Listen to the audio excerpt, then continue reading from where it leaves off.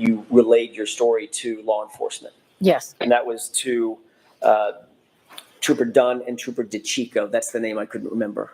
I don't remember. But you do remember Trooper Dunn? I remember 2 troopers. I don't know their name. Okay. Where did that interview take place? In my dining room. And who was with you when you gave that interview, if anybody? My husband was home. I think my daughter was home at that point. I don't know. My husband was home. I don't know if the kids were home. Nobody else from outside the family? No. Okay. Who contacted you about doing that interview? How did they know to come to you at your home? I don't remember. They may have just shown up. I don't remember. Okay. Do you remember what time the interview was? Maybe around dinner time, maybe around 5, 6.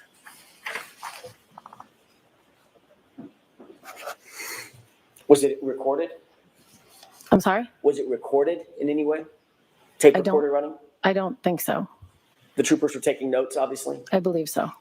During your conversation with, and I'm jumping around a bit, so I apologize. During your conversation or conversations with Mr. Brennan and the DA's, members of the DA's office in preparation for your testimony, were any of those interviews recorded? No. Was anybody taking notes? No. No, none of the DAs were actually taking notes, the ADAs? I didn't look around the table to see if anyone was taking notes, but I didn't see them taking notes. No pads and pens on the table? There's a lot of stuff on the table, but I didn't see anybody taking notes. Okay.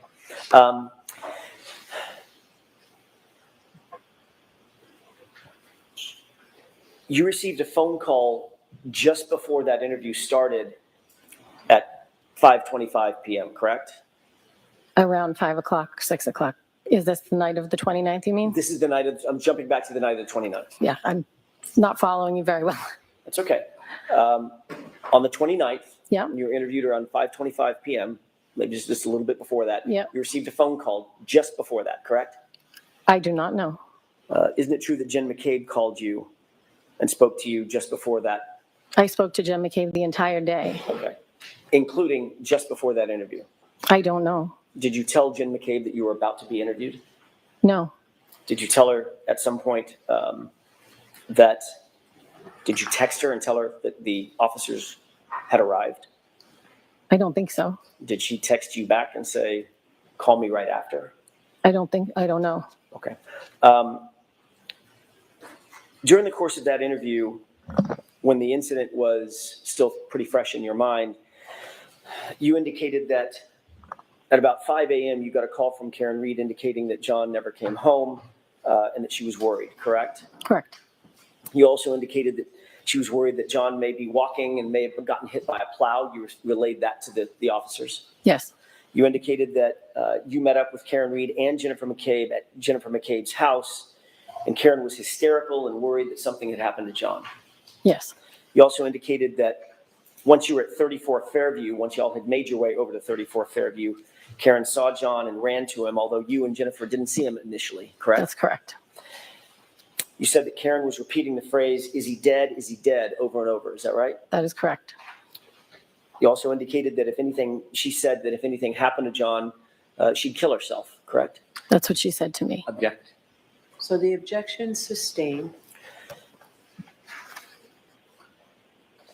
Did you indicate at any time, I'm sorry, let me ask it a different way. Did either of the troopers indicate to you after your initial interview that if there was anything further that you could recall that would be useful, please provide it?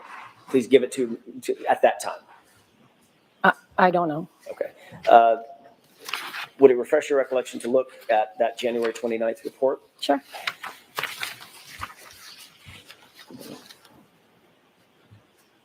So Attorney Ellen Jackson is trying to impeach the credibility of Kerry Roberts here by suggesting she's coordinating her testimony with other witnesses.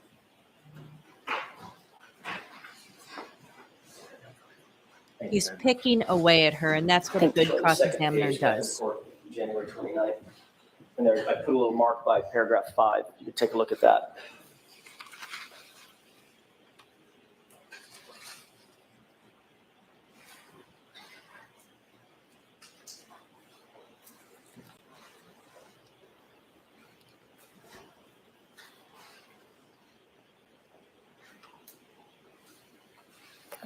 May I? Yes.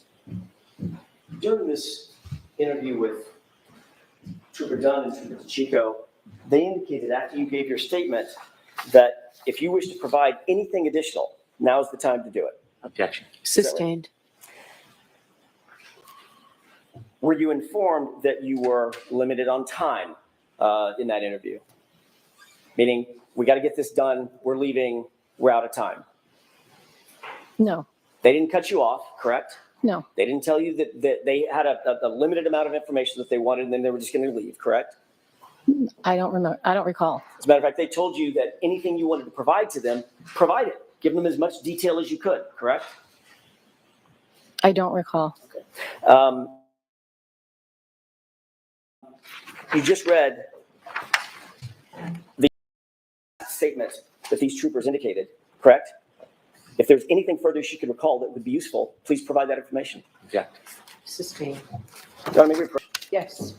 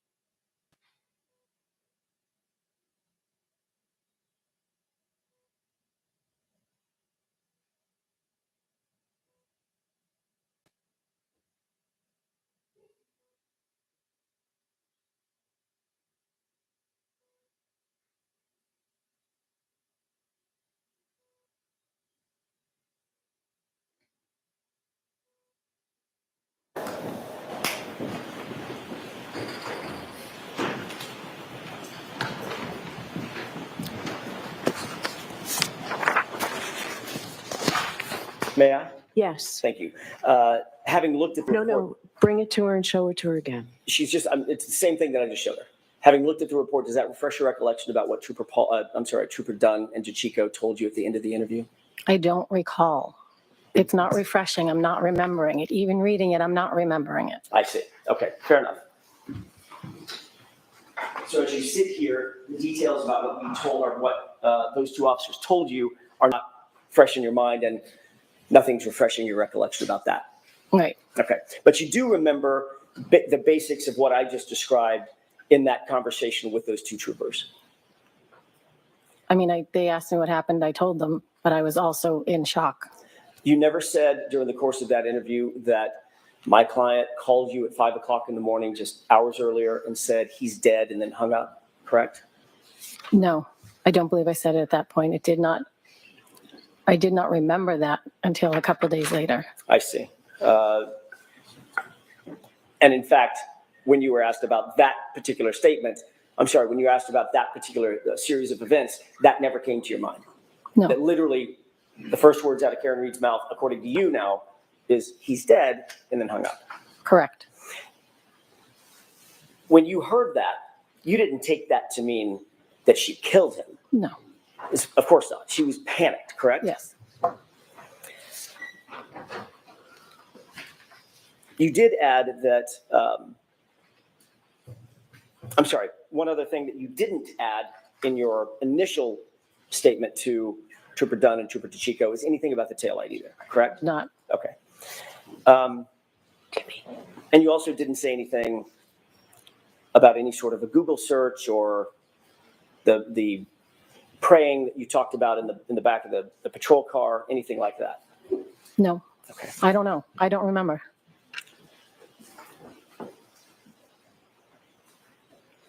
The second time you were interviewed, that was the February 1st interview. That was with Kathleen Prince and Connor Keith, correct? And you just looked at that report, at least part of that report. Is that right?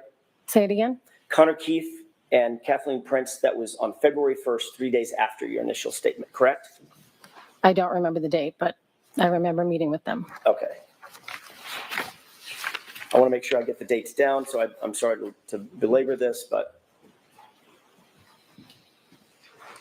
May I approach? Yes. Would it refresh your recollection if you were looking at the report of that interview? It might. Okay.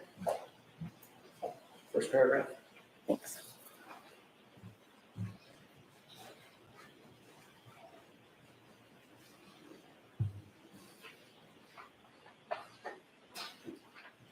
Again, he's trying to impeach her credibility here by suggesting she left things out when she spoke Am I with reading the the whole police. thing or just the part where you dotted? This is to refresh your recollection. Oh. of the dates. Oh, for the date, yes. Remember? Yes. What date was it that you met with him? February 1st.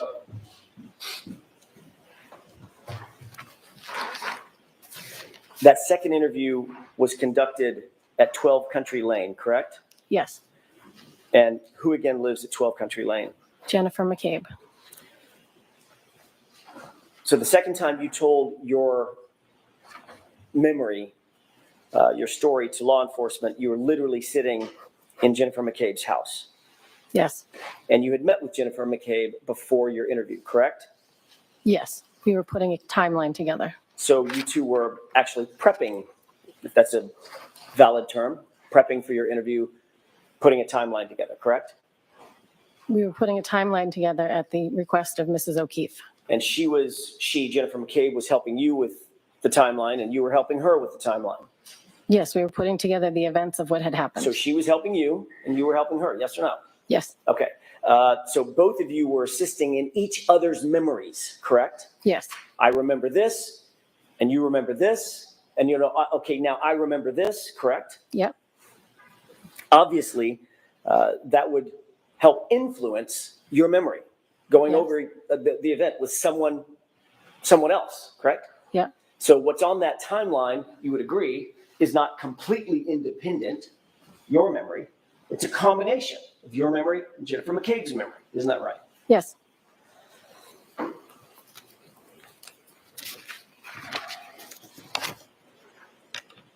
May I have just a moment, Your Honor? Yes.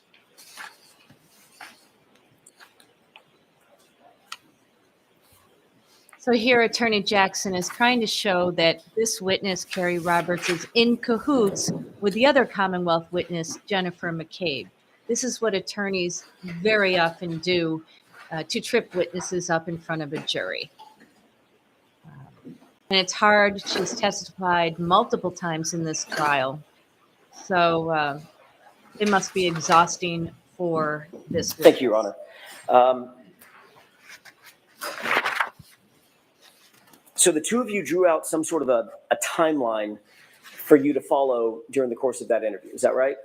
For me to follow what? During the course of that February 1st interview, as you were interviewed in Miss McCabe's house. I mean, that was the purpose of the timeline, to help you with that interview. No, that wasn't the purpose of the timeline. You used it for that purpose, though, obviously. We did not. I was at Jen's house making a timeline, and the two officers showed up to interview her. I just happened to be there. Right. And when they interviewed you, did you have that timeline in front of you? That's my question. No, I did not. Okay. But you had just created it along with Jennifer McCabe. Some of it. Okay. And then it was after that that this timeline was coordinated between the two of you, that you actually told your second story to Trooper Prince. And when I say second story, I mean the second time you were interviewed on February 1st as opposed to January 29th. Is that right? Yes.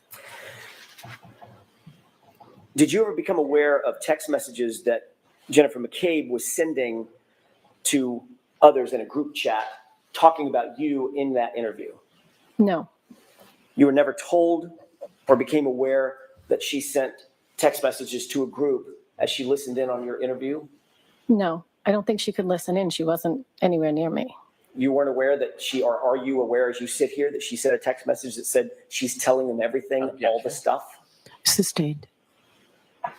Have you ever been provided a text message or told about a text message that perhaps Jennifer McCabe was sending to a group? No. Listening to your suggesting that she was listening to your interview? No.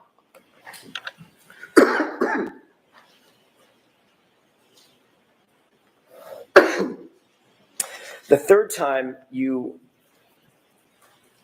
told your story was later that night in a telephonic interview. Is that right? With Trooper Proctor?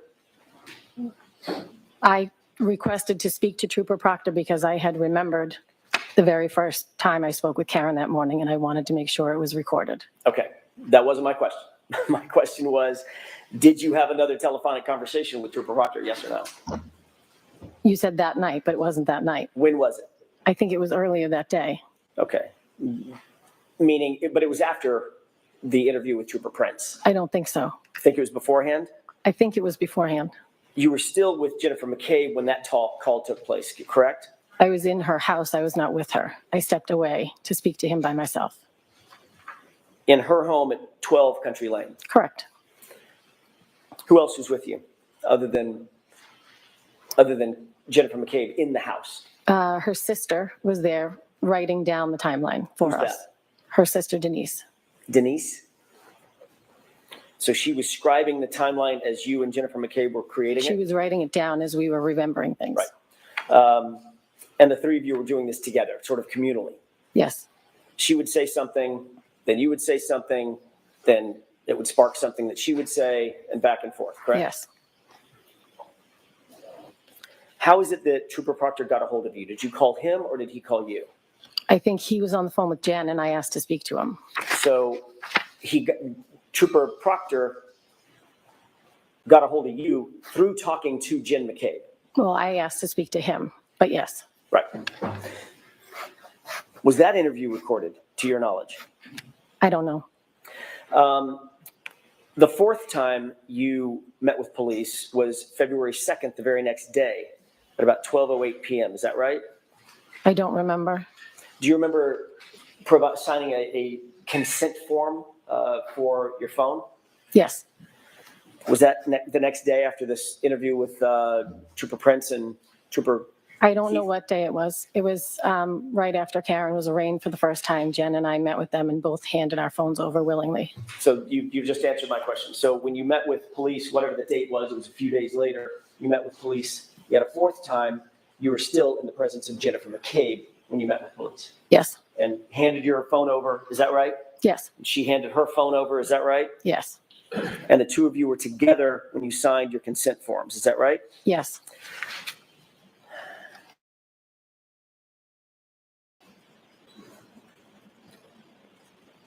The fifth time you told your story was in front of a grand jury. Is that right? I don't know. Do you remember testifying in front of a grand jury? Yes, I do. Okay, let's talk about that for a second. Before you testified at that grand jury, just physically, you were brought into an anteroom where you waited to be called by ADA Adam Lally, correct? Yes. Who was in that anteroom with you just before you gave your testimony? My husband and Jen and Matt McCabe. So Jennifer McCabe was with you yet again just before you gave Yeah. official testimony under oath concerning this case and concerning the incident. Correct. Ms. Roberts, when was the last time you spoken to Jennifer McCabe before you testified in this trial? In this morning. Did you discuss your testimony? No. So you and Ms. McCabe, who became friends because Correct. of this incident, Correct. talked as recently as this morning before your testimony. Correct. And your testimony now is that you did not discuss anything about what you're doing here No, or what you're going I to did testify not. She to. called to wish me good luck today. Uh-oh. When did you talk to her That's the last not time good. before this morning? I don't know, maybe a couple of days ago. I don't remember. Within days of you taking the stand yesterday, correct? Yes.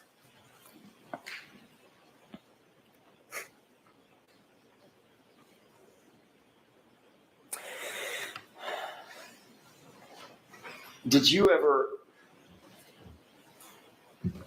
May I have this photo? Yes. Uh,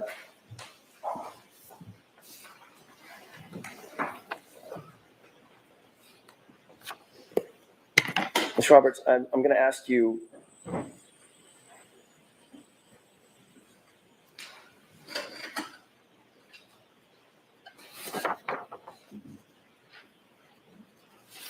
To take a look at, actually, let me ask it a different way. Did you say that you did or did not recall texting with Jen McCabe during that January 29th interview with state police? Do you recall that or no? No. Okay. During the interview, I didn't text anybody. Okay. Are you saying you didn't text anybody or you don't recall? I don't recall. I don't think I had I wouldn't be texting somebody if I was being interviewed by the state police. Right. Okay, would it refresh your recollection to take a look at a report of text messages? Sure. May I approach you? Yes.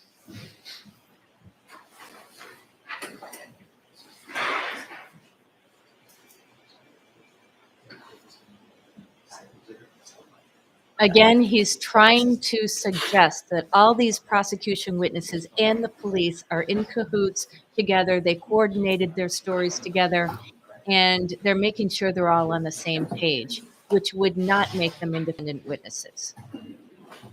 He is, whoops. Thank you. The key is he can't go on May I? too long, Yes. because then it will sound like he's Take a badgering the look, there's two witness. tabs. Take a look at the tabs and the data across the two tabs, if you want.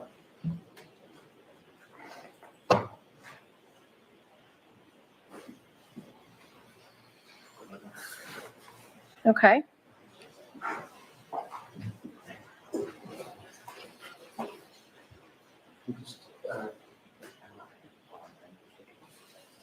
Sure, absolutely, absolutely. I'm in a rush. So, may I? Yes. Take this back?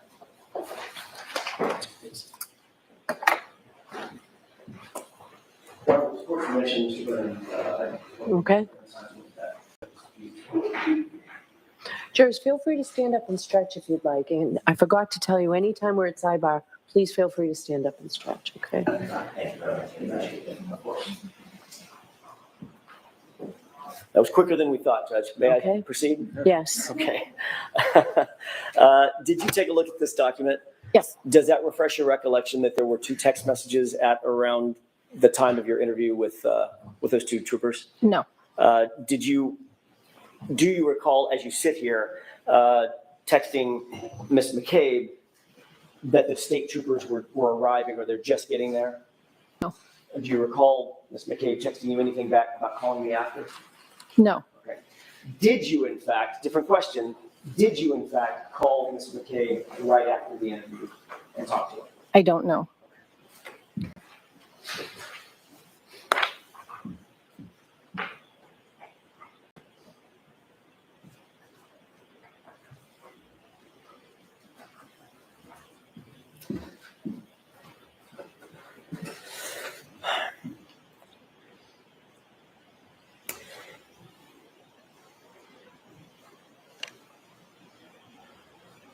Have you ever testified that at the scene, Ms. Reed was seated in the back of a patrol car along with Jennifer McCabe, and you were standing just outside the car, and there was an interaction among the three of you? Yes. Have you ever testified, or have you ever stated in any particular, that during that interaction, Karen asked the three of you to pray? Yes. Have you ever said or testified that during that interaction where you're seated, where they are seated in the back of the patrol car, and Ms. Reed asked you to pray, that Ms. Reed said to Jennifer McCabe, Google hypothermia? No. You've never said that. I've never said that.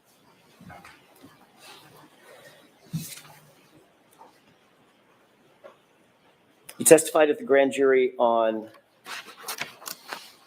April 26th. Is that right? April 26th, 2022? I do got not that date know. right?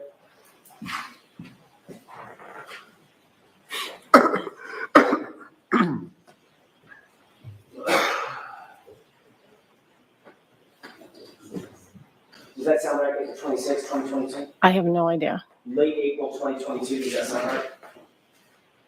I don't know. It was 2022. You testified under oath, correct? Yes.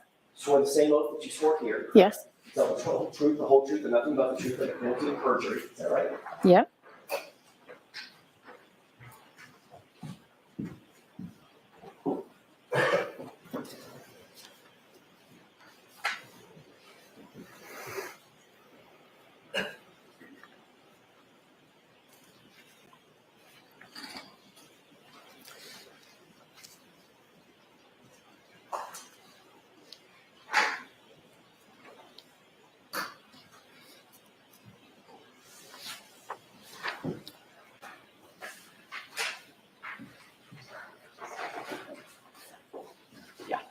That's what I needed.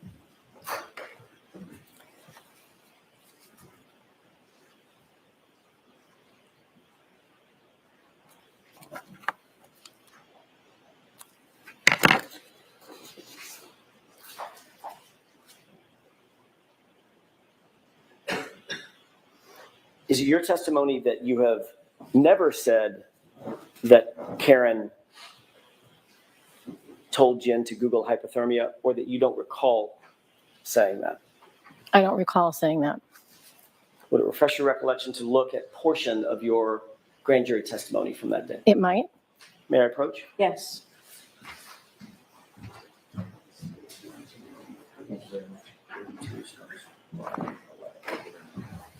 Thank you. Sure.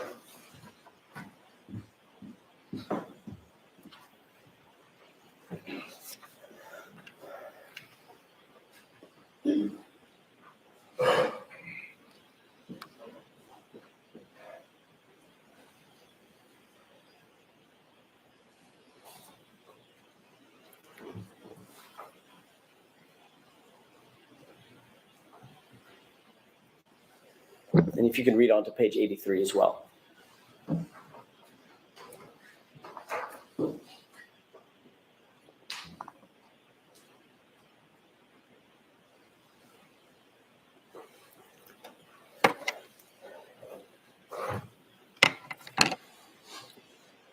Yep. I testified. I didn't hear it, but I was told that she was asked to Google it.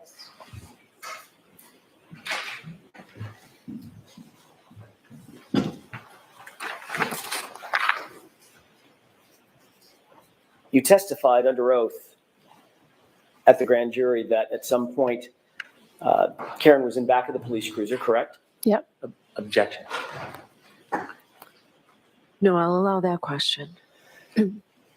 Does that refresh your recollection as to what you told the grand jury? Yes. And isn't it true that at some point during the course of your testimony under oath, you said that Karen was in the back of the police cruiser? Yes. And then you went on to describe that Karen and Jen and I were standing outside, and she made us all start holding hands and starting to pray. Yes. I mean, what the she being Karen Reed, correct? Yes. And at this point, they had lifted John up and taken him onto the gurney, correct? That's I don't what you know. described. I don't recall. Okay. I'm going to do this again, just so we're clear.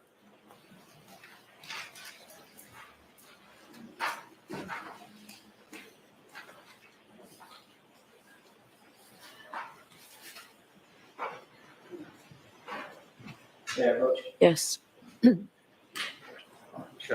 Thank you. Just a portion at the bottom of the page. At the bottom?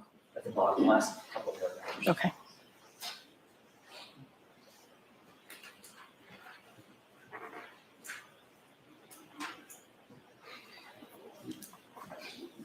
Yep. I say I think, so I'm not I have positive. a question for you. Okay. Does that refresh your recollection? Yes. Okay, thanks. Thank you. And you testified basically that you think, at least that's what you were telling the grand jurors, that you Yep. think that was the point at which they lifted John up Yes. and moved him into the ambulance, correct? Is that right? Yes. And then you were asked a question, what, if anything, did she, Miss Reed, ask Miss McCabe while they were sitting in the back of the cruiser that you heard, correct? Objection. Do you recall that? I did not hear the question about Google being asked. That's not my question. May I ask? May I inquire? Just repeat that question. Sure.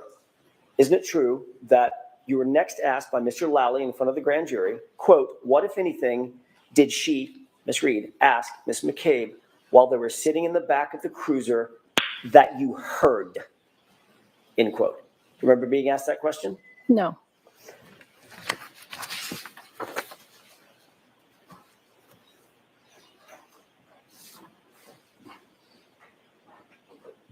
May I approach? Yes. Thank you. Thank you. Take a look at lines 16 through 18.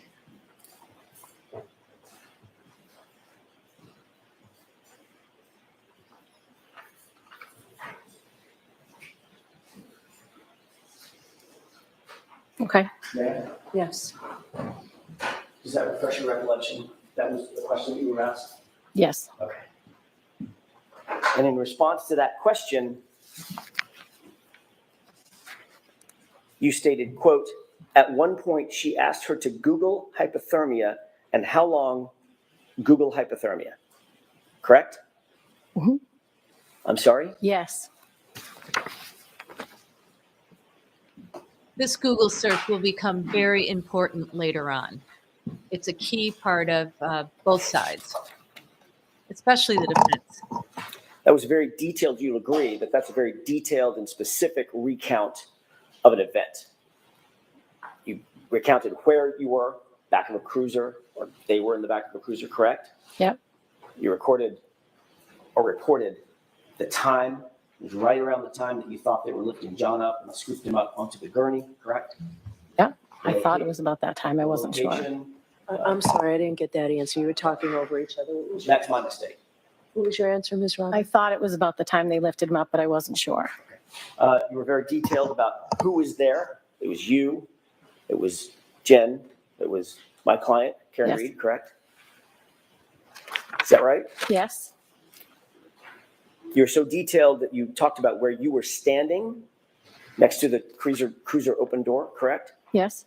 What the others were doing, holding hands and praying, is that right? Yes. And the actual words used, you were as detailed about all of that as the actual words used. She asked her to Google hypothermia and how long, and then you stopped, Google hypothermia, end quote, correct? Correct. You will agree, at least for that purpose, you painted a very, very detailed picture in front of the grand jury, didn't you? Yeah. Except it's not true, is it? I did not hear her ask that. I was told she was asked that.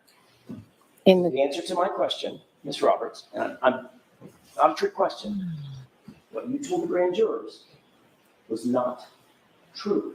You never heard her, my client, ask anyone to Google anything, did you? I did not. And yet, that's what you testified to under oath, under penalty of perjury, in front of the grand jury, didn't you? I did. And the reason you did that, the reason that you said that false statement was because someone told you to say it, correct? Object. Is that, I'm going to let her answer that. Nobody told me to say it. I knew it happened at that time, How did you which is know it why I happened? said it. How did you know it happened, Ms. Roberts, if no one told you it happened? Because we wrote a timeline. We already spoke about So that. the timeline that Jennifer McCabe helped you with, that influenced your testimony in front of the grand jury, correct? Obviously. I was telling what happened in the back of the cruiser. The timeline You can answer. that you wrote, So when you ask a question, let her answer, okay? the timeline you wrote, with Jennifer McCabe's help, influenced your testimony to testify in front of the grand jurors to a statement that you never heard, correct? Yes. This is good cross.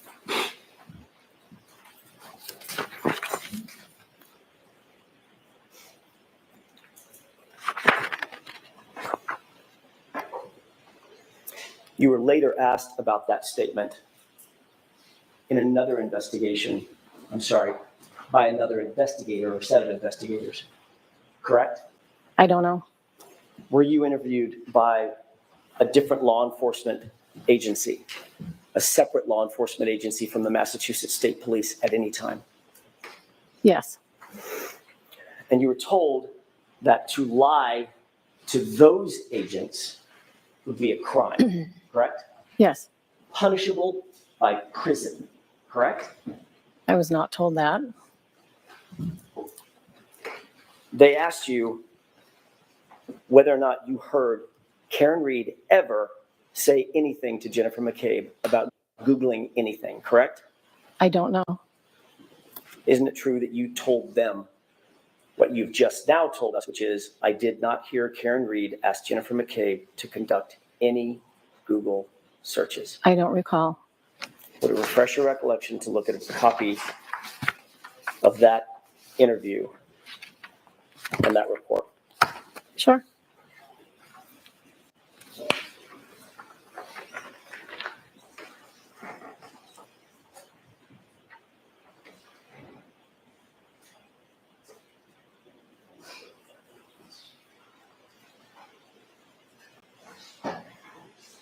And there it is.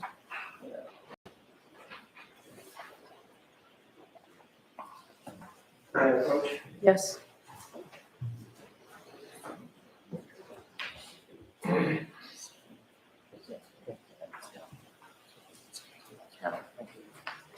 I'm going to ask you to take a look at the entire document, just to familiarize yourself with it, if you don't mind. Go to the front page, and don't answer anything about the document until I ask you a question, if you don't mind, please. Sure. Thank you.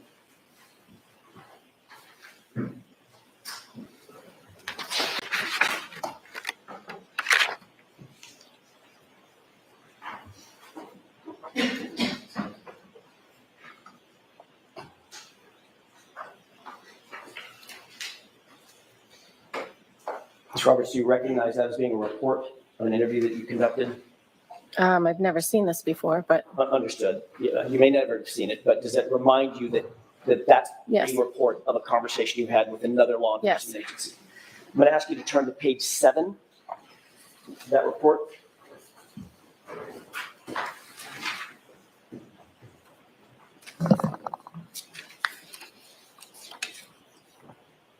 And if you look, there's a small paragraph, about 2 paragraphs up from the bottom.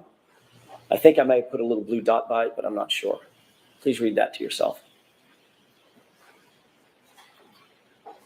correct.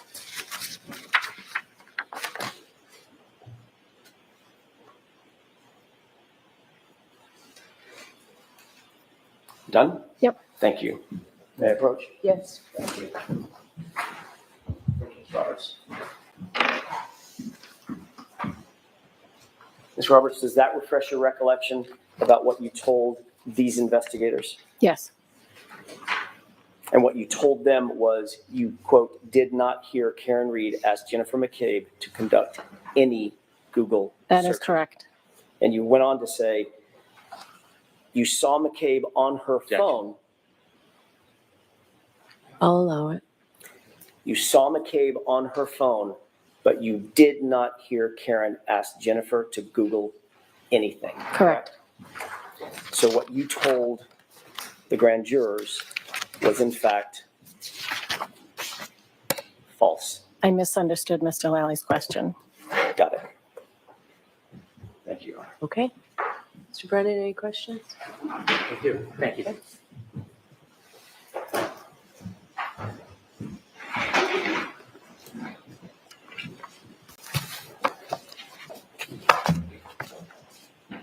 When you spoke to the grand jury about your memory, were you trying to fool them in any way? No, Were you trying to Objection. Watch the form of your questions. mislead them in any way? Objection. Sustain. Watch the form of your questions. When you spoke to the grand jury, were you honest? yes, When you were asked the question, what, if anything, did the defendant ask Ms. McCabe?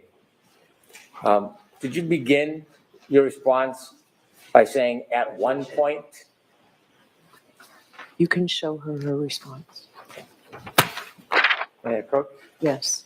Page 83, line 19. Can I ask you to look at page 83, line 19? Just read it to yourself and the lines that follow. You done?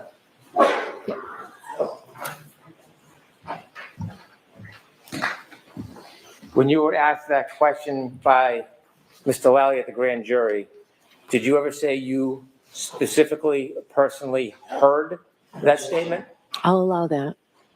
Did you No, ever I tell did the not. grand jury you actually heard that statement being made? I did not. And when you spoke to the people in that report that you looked at on page 7, did you ever tell them you specifically heard that statement being made? No, Were you consistent in both of those statements? Objection. Sustained. Did you say anything different as No. far as what you personally observed between those statements? Objection. I'll allow that. no, And when you were asked about what the defendant may have said to Ms. McCabe, or Mrs. McCabe, did you generalize your answer? Objection. Sustained. Sustained. Did you begin your answer with at one point? Yes. When you chose the words at one point, what were you trying to convey to the grand jury? I'll allow that. I didn't know at what time it was done. Was that a topic of conversation around the time you were brought to the grand jury? Around the time what? That you were brought to the grand jury to testify? This is Google search. Was it? I don't know. Okay. Were you asked here in front of this jury whether or not you personally heard that statement? Yes. By me. Oh, Did I ask you that question? No. Did you personally hear that statement? No.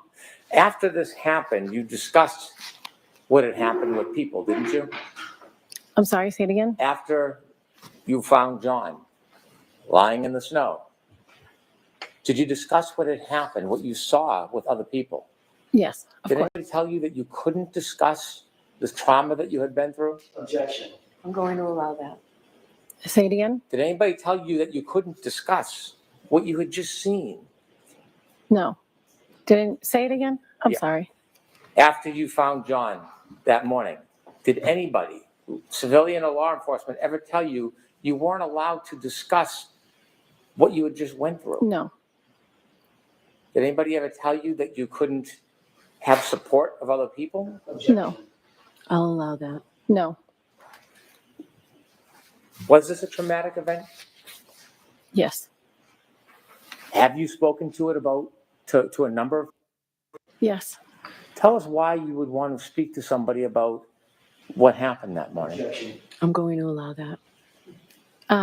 I've spoken to many people, obviously, that we all grew up with. But Jen in particular, I do speak to her. I am friends with her. We went through a really traumatic experience together. Did you ever confide in other people other than Jen McCabe about what you endured that morning? Yes, many people, Why? because it helps me get through, and it's whether John's family, friends, whoever. I've talked to a number of people about it.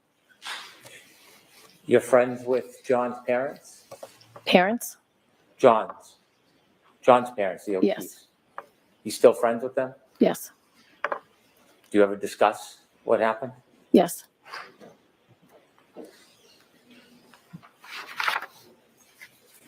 You were asked by law enforcement if they could have your telephone? Yes. Was there a warrant? Objection. Sustained. Ask it differently. Did you feel like you had any obligation, legal obligation, to give your phone to law enforcement? Objection. I'll allow it. No, they asked for my phone. I handed it over willingly. Did you think you had to? No, but there was no reason not to. When they went through your phone, do you know whether they saw all of your phone calls that were on that phone? Objection. Do you know that? I don't know. They cloned my phone, so I assume they saw everything. Objection. Please. I'm going to strike that answer. So the answer is I don't know. What type of information did you have on your phone when you voluntarily gave it? Objection. I'll allow that. Text messages, phone calls, call logs, pictures.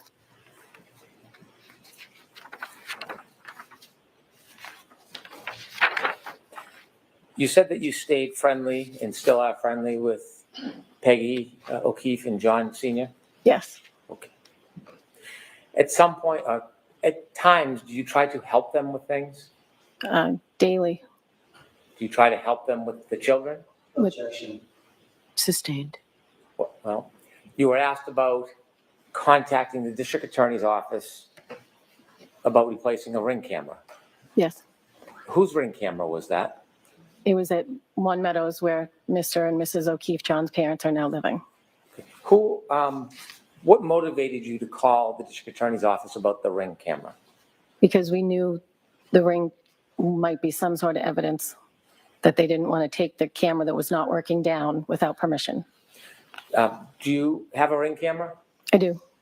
Do you know if there's a difference between the actual physical camera and the iCloud storage that keeps the actual video on it? I don't know the difference. Okay. Did you ever ask to replace any hard drives or storage, or were you asked to replace the camera itself? Just the camera. And that was in March 7, 2023? I don't know when.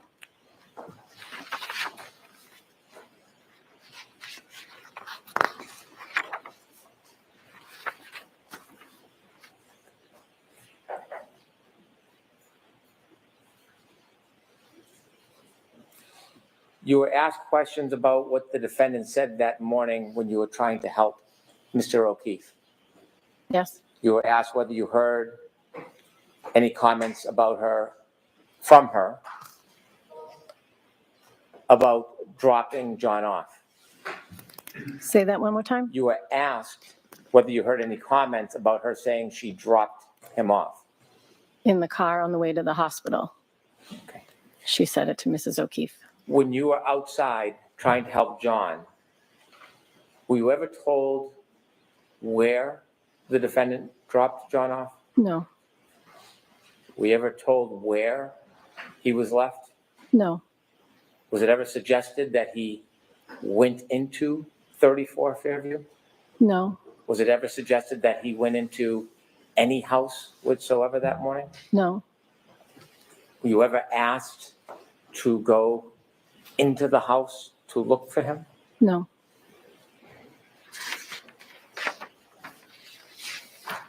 When you were being interviewed by law enforcement, did you ever refuse to be interviewed? no. Were the interviews all the same or different? They were all different. They were all different. Were you ever asked to give a complete review and detail of everything that you knew? I was just asked to tell me the story of what happened that morning. And at some point when you were interviewed, you were asked about the phone calls that the defendant made to you that morning at 5 o'clock. Yes, When you received those phone calls, Jennifer McCabe was not on the line, was she? no, Was she a party to the calls? no, Did she influence your memory in any way about the words that the defendant spoke to you that morning? Objection. I'll allow that. no, Do you have a clear memory of what the defendant said to you on the morning of January 29th, 2022 at around 5 in the morning when she first called you? yes. Is it your independent memory? I'm saying, Is it Sorry? your independent memory? yes. How well do you remember it? Objection. Sustained. Tell us what you remember her saying to you. Objection. I'll allow it. When she first called, she said, John's dead, Kerry, Kerry, and hung up. And she called you back. She called back. When she called back, was there any other party on the line other than you and her? No, What do you remember the second time that she called you? yes. She said, John, I think he got hit by a plow. He did not come home last night. He would never not have come home. I wasn't supposed to stay in Canton, and Kaylee was here. He would never leave Kaylee by herself.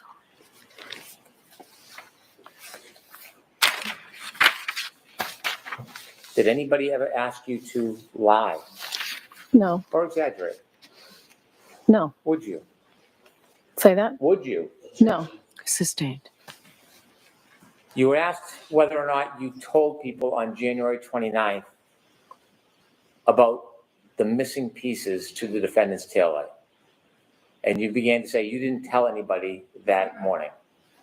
I didn't think it had anything to do with John. I didn't want to point fingers at anybody Why not?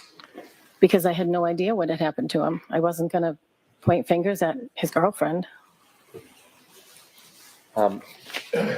Was it in fact broken with missing pieces that morning? Yes,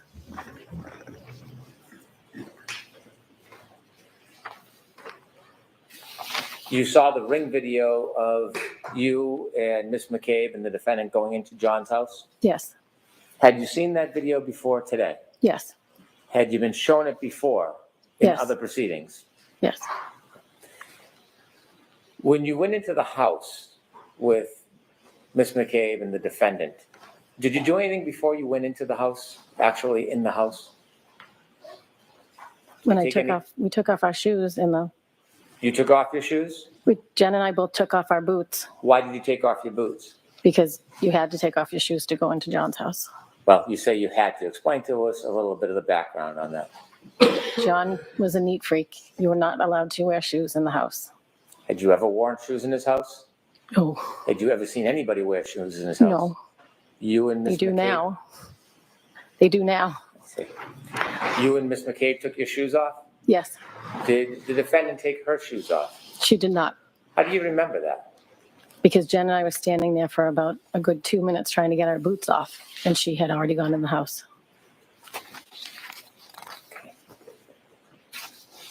Do you know why you were called that morning? No, Did you volunteer to be part of this yes, after the call? yes, You had said you thought that you looked at the taillight before you went into John's house. yes, Do you remember actually seeing the tail light that morning? I do. Was it simply cracked? No,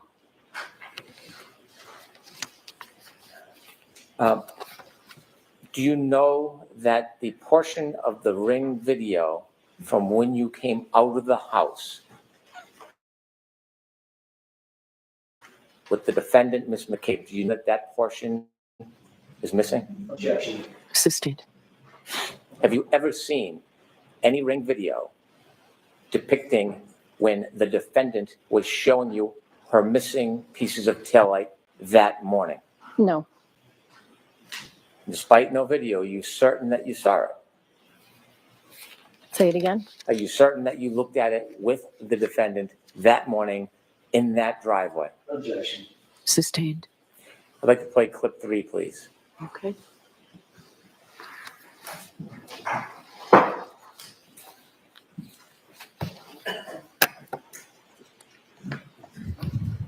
Objection. Okay.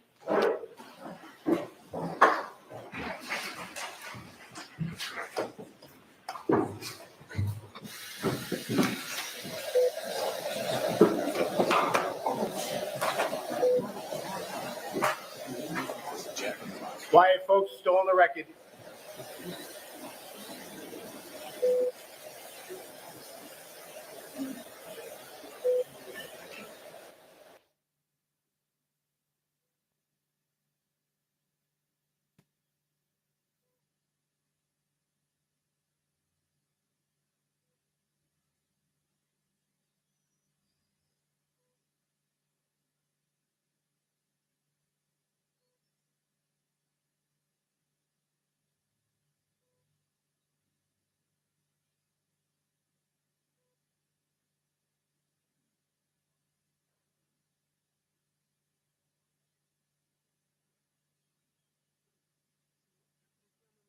This now.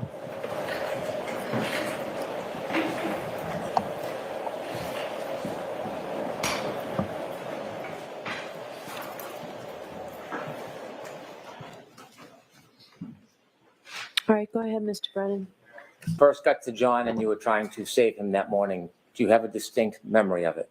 Yes, Counsel had asked you if it was your story. Was this a story? say it again. Was it a story that you told? A story? Yes. It's what happened. Do you wish it was just a story? Objection. Sustained. There's no further questions. Okay, so recross. Just asked, just a few minutes ago.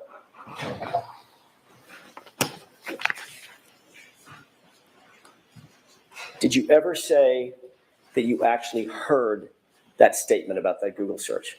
And you said no. Correct.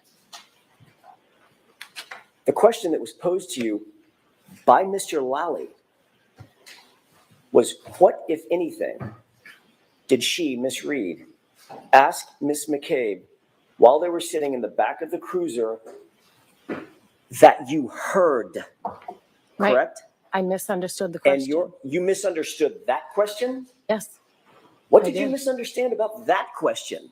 I didn't know it was that you heard, so I was explaining what happened in the back of the car. I see. So you just ignored the part literally the part of the question where he said, what did you hear her say? That's I what your think the word testimony was is now? heard, and I didn't hear it. I obviously got the question wrong because I did not hear anybody ask about a Google search. Well, I know that's what you're saying now. I get that. But when you were asked, what, if anything, did she ask Miss McCabe while they were sitting in the back of the cruiser that you heard, your immediate answer was, at one point, she asked her to Google hypothermia and how long dash Google hypothermia, end quote. Correct? Correct? That was your answer, Yes. correct? To a question I misunderstood. And that was a false statement, wasn't it? Technically. Technically? Yes, It's like being a little technically. bit pregnant, Ms. Roberts. Okay, so remember, jurors, I said earlier, comments of counsel are not evidence and you're to disregard them. Ask a question. Thank you, Your Honor. What do you mean technically? Technically, I was under oath and I did not hear Karen asked Jen to Google it, And yet under oath. but I you- knew it happened at that And yet time. under oath, you said you did. Correct. And that was a lie, correct? Objection. Was that a lie? Did you lie? I did not intentionally, But you did. And, not intentionally. okay, that's the end of Understood this. the question, Mr. Jackson. All right, is there any other question or is that it? I didn't hear what you just said. I said I misunderstood the question, Mr. Jackson. That's what you're saying now, correct? That's what happened. All right, Can I ask one more question? okay. In that quote, you said, at one point, she asked her to Google hypothermia and how long. Then you corrected yourself and finished with Google hypothermia. What did you mean by how long? What were you about to say? I don't recall. Had someone told you something about a phrase that started with how long? I don't recall. Hypothermia? I don't recall. Like, for instance, how long to die in cold? I don't recall. Okay. All right, Ms. McKay, I'm sorry, Ms. Roberts, you are all set. Thank you.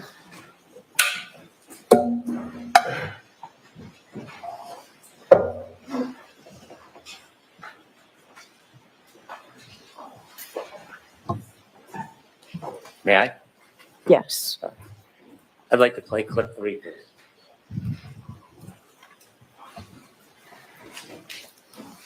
Your Honor, before this is played, is it possible to take a quick break so we can review this? There's a lot of clips. I'm not sure what this is. I'd like to see it before it's played. All right, how long a clip is this?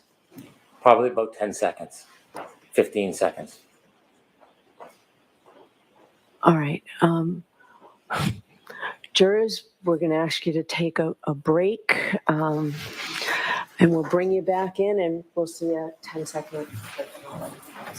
All right, we'll give you a 5-minute break. That's fine. Thank you, Your Honor. Court, all rise, please. Jurors, close your books. Follow me.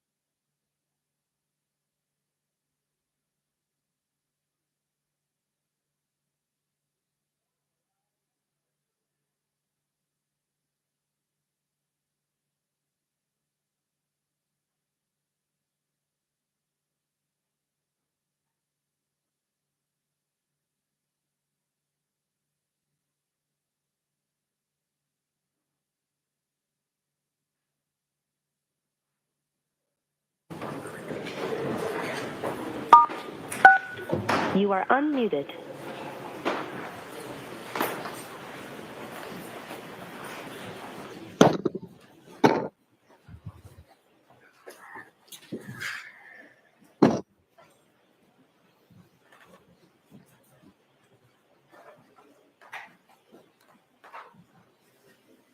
Court is back in session. You may be seated.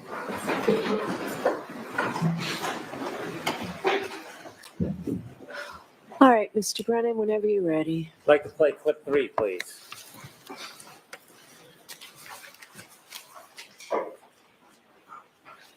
When my car was seized, there was a few small pieces of taillight missing that I had picked out at John's at 5:45 before we drove over to Fairview. I'm showing Jim and Kerry, look what I just did to my light, and I'm worried that there's gonna be some kind of electric short circuit. There's like the bulb is showing, and some of the red plastic's missing. So I picked pieces out of the light housing that had kind of collapsed within the light and dropped them in John's driveway. I'd like to have that marked as an exhibit, please. Okay. No objection. Right.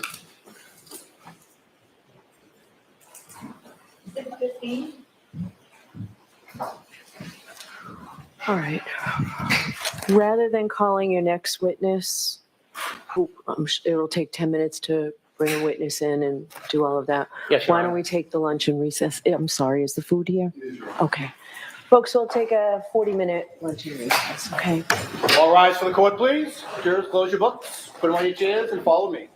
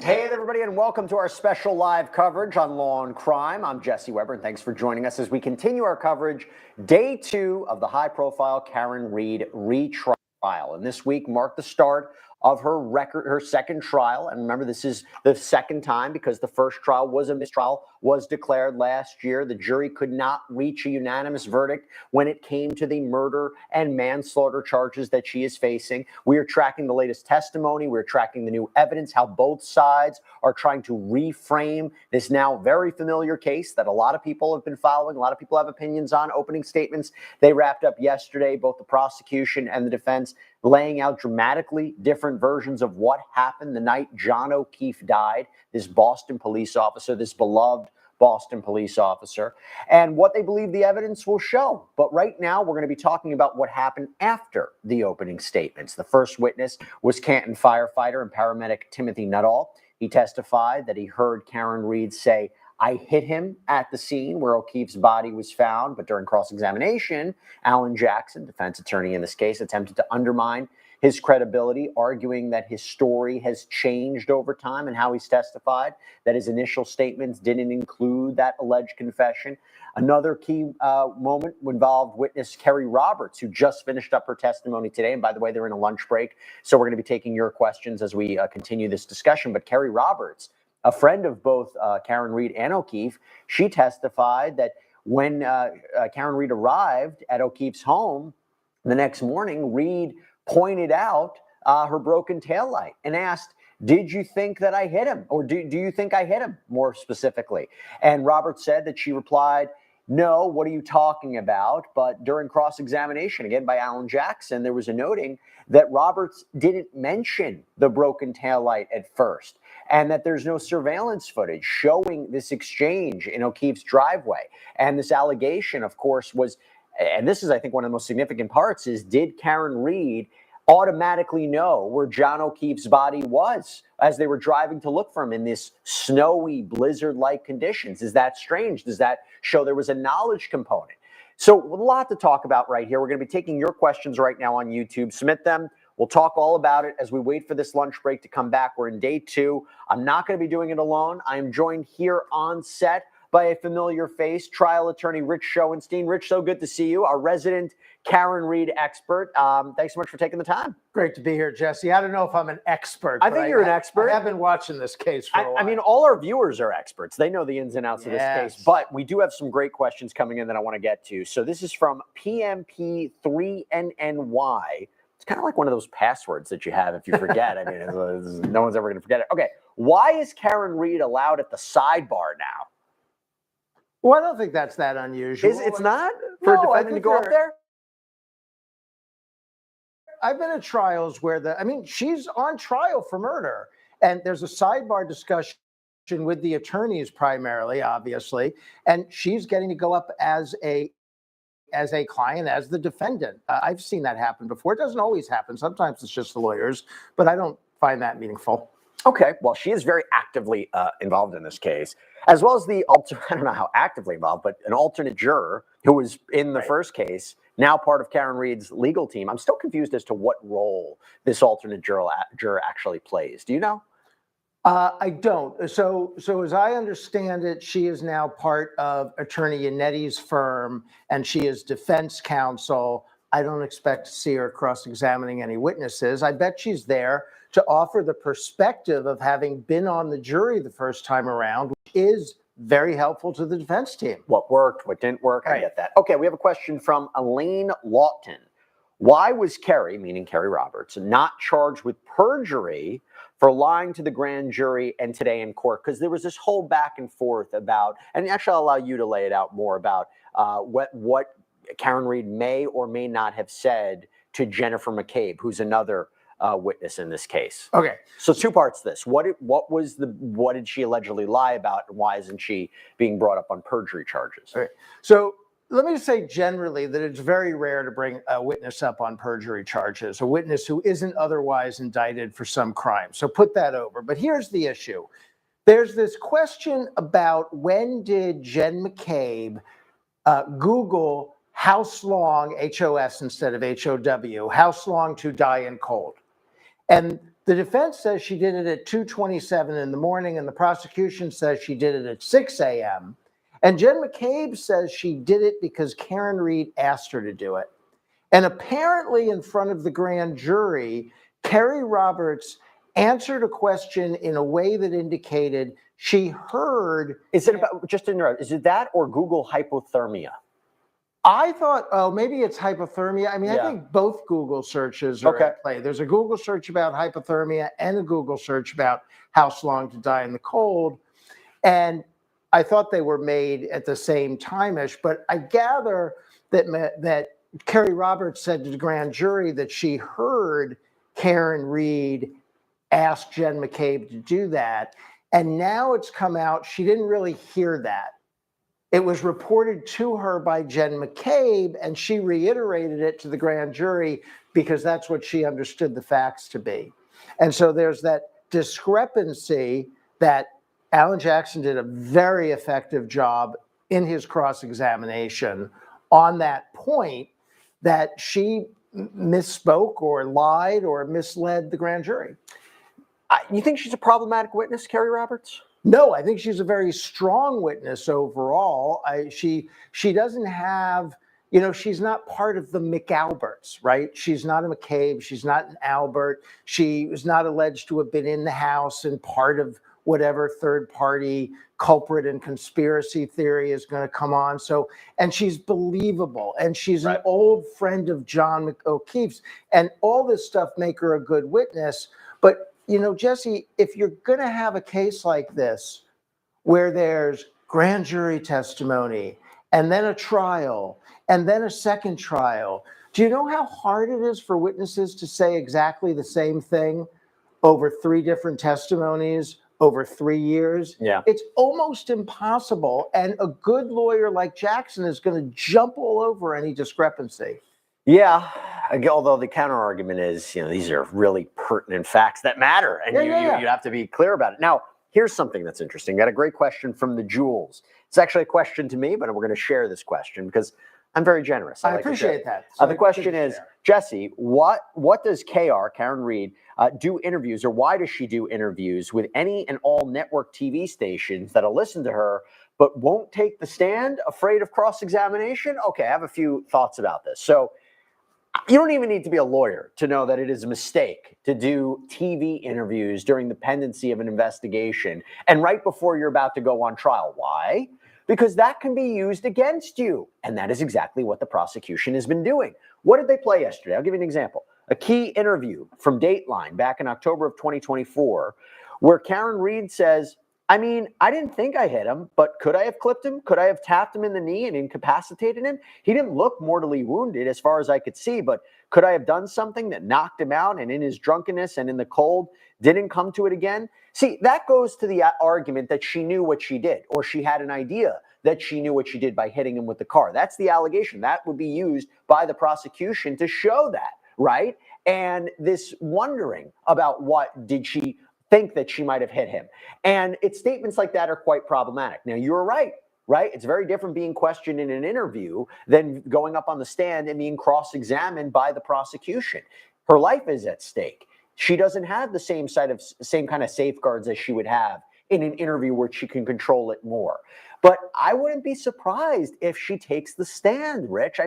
She didn't take it in the first trial, but she's been so vocal, both in interviews and outside of court. So I'll throw it to you.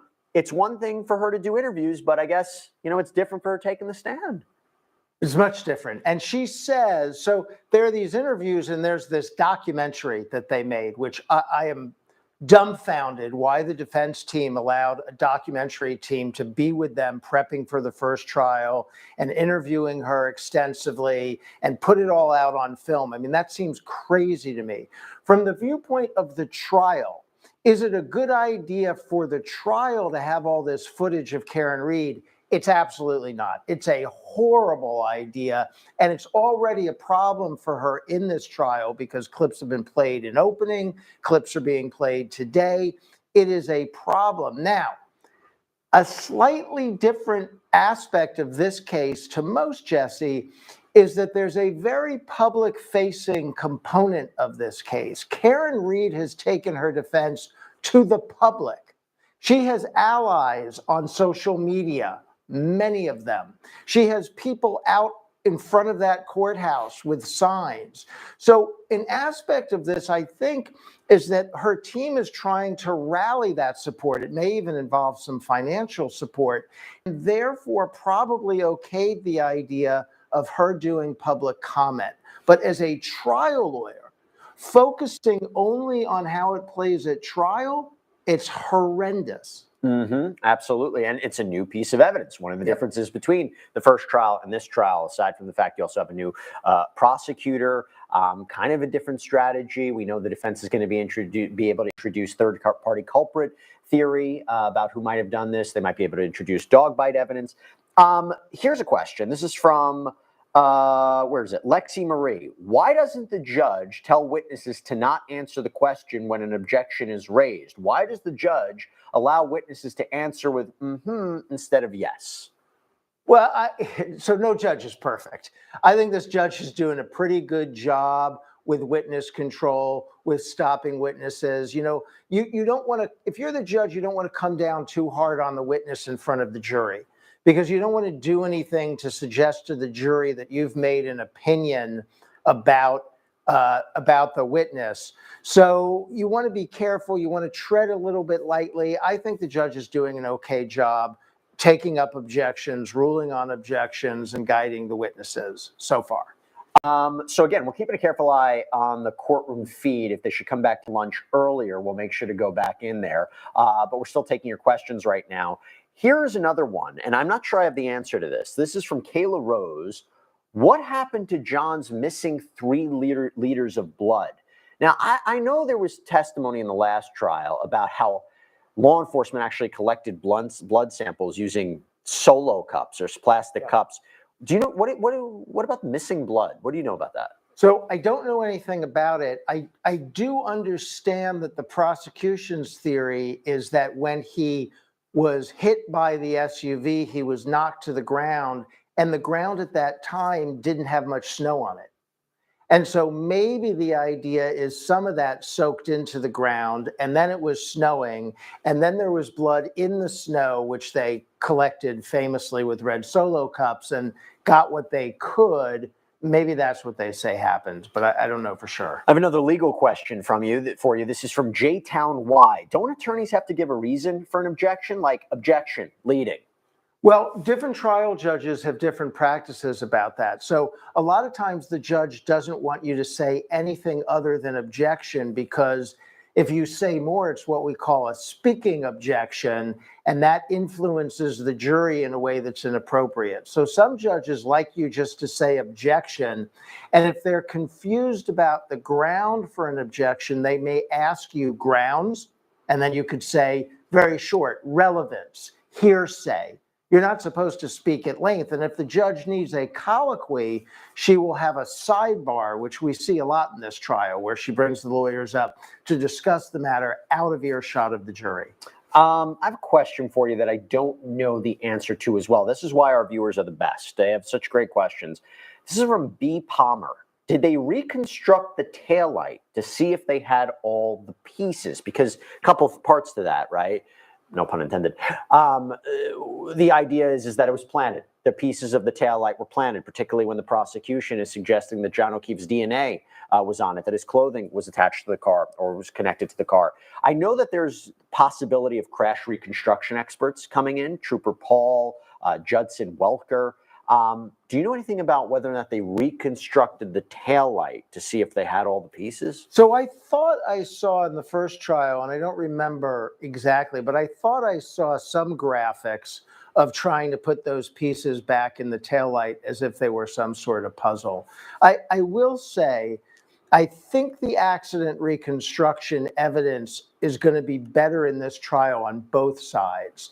In the first trial, it was problematic, more for the prosecution, who has the burden of proof on accident reconstruction, who brought in a trooper that didn't look very comfortable at all testifying and didn't do a very good job. So I think both sides are trying to shore up that aspect of the case. Okay, we have a question. Actually, somebody submitted a super chat question. So really, thank you for the donation. Thank you so much for supporting here. This is from Joshua Brine. In 2025, how can we not confirm Jen McCabe Googled what you mentioned before at 2 a.m.? We can catch a rocket with chopsticks, but can't confirm if something was Googled.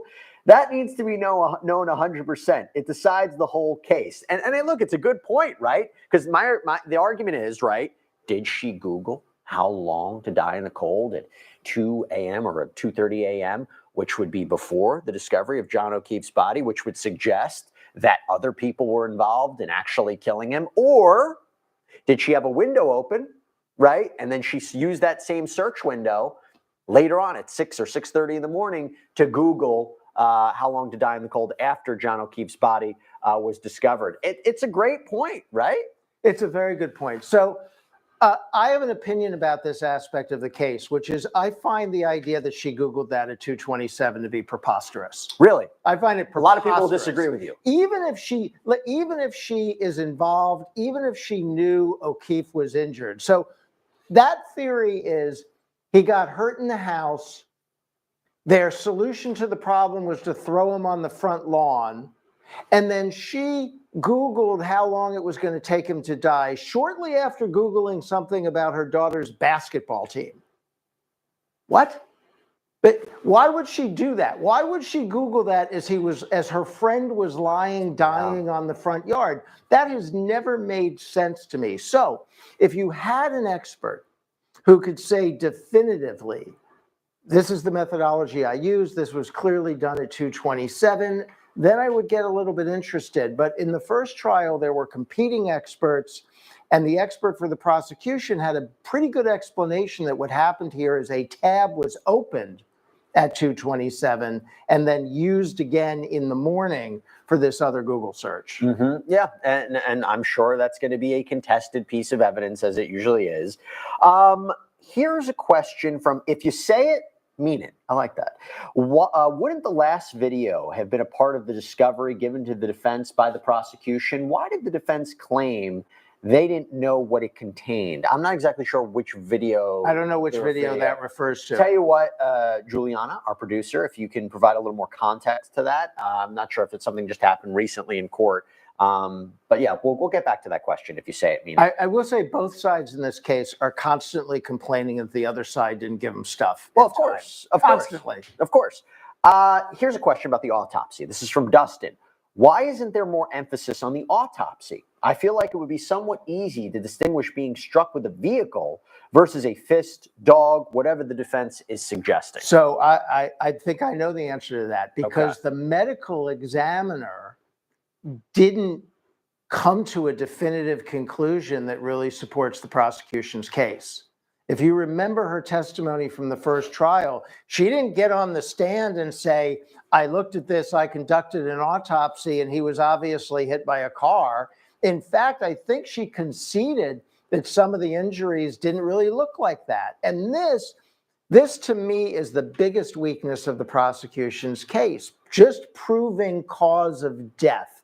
And I can tell from opening argument that Hank Brennan is trying as best he can to shore that up this time around.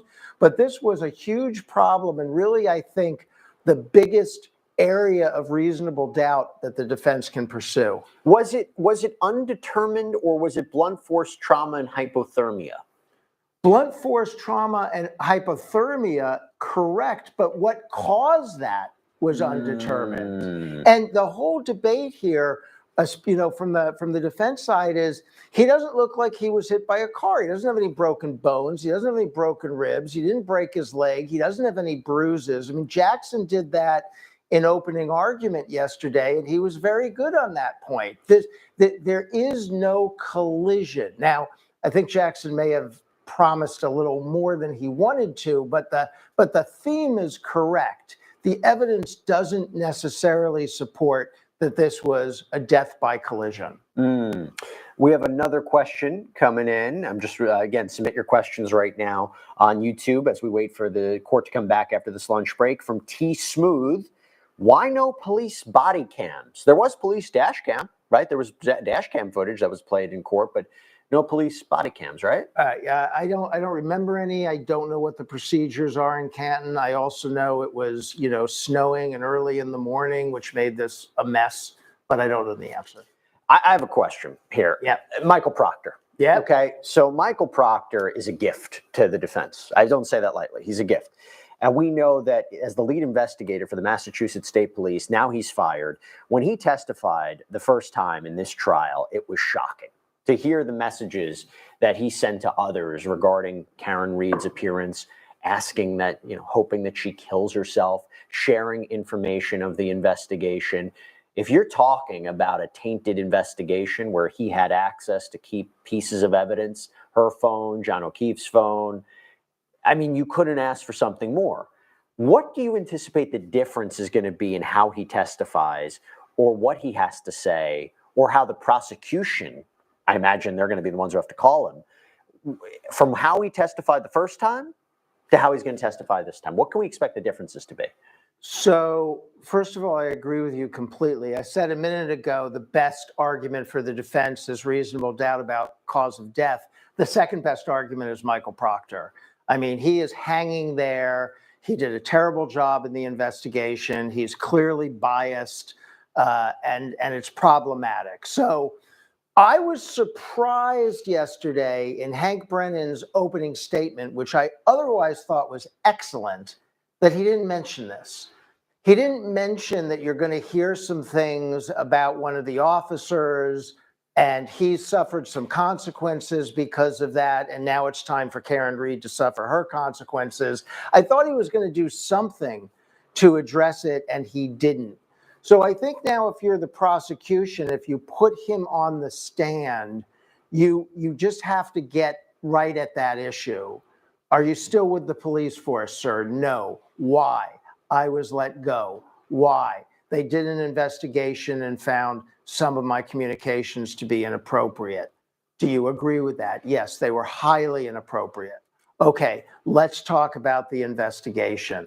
You just have to put all of that stuff on the table in the direct testimony. I completely understand what you're saying, and I had a discussion about this last night. Shouldn't the prosecution, in their opening statement, have brought up the problem that is Michael Proctor? The other way of looking at it is, right, do you want to start with a weakness? You want primacy recency. This is the first time, theoretically, the jury is going to be hearing about this case. Focus on the evidence. Focus on I hit him, I hit him, I hit him. Say you have DNA evidence. Say you have cell phone evidence. Say you have the black box evidence. To automatically, as the prosecution says, asterisk, the lead investigator, big problem in this case. I wonder if it would have, they were worried what that effect might be on the jury. I'm sure they were worried about it. And I think this is debatable, and different lawyers would come to a different conclusion about it. But here's my view of that. So what I liked about Hank Brennan's opening is that he focused on her admissions, and he focused on what he says is going to be the scientific proof. And I think that was the right focus for him in terms of the proof. But by not dealing with it, he let Jackson stand up there, next, and say, let me tell you about their lead investigator, and tell a long story about it. And the prosecution hasn't been heard from at all. And now it's hanging out there for the jury. I just, on balance, I think it would have been smarter to deal with it. I hear you. I hear you. Okay, we have another super chat. This is from Kayla Rose. Thank you so much. Why was the house not searched? Brian Albert's house, right? The body was outside. Is a body on the lawn not probable cause? Would you have the same rights if a body was on your lawn? Now, I think I recall from the first trial, one of the investigators on scene, matter of fact, said, no, we didn't search. No, we didn't search because it wasn't relevant. He was found outside.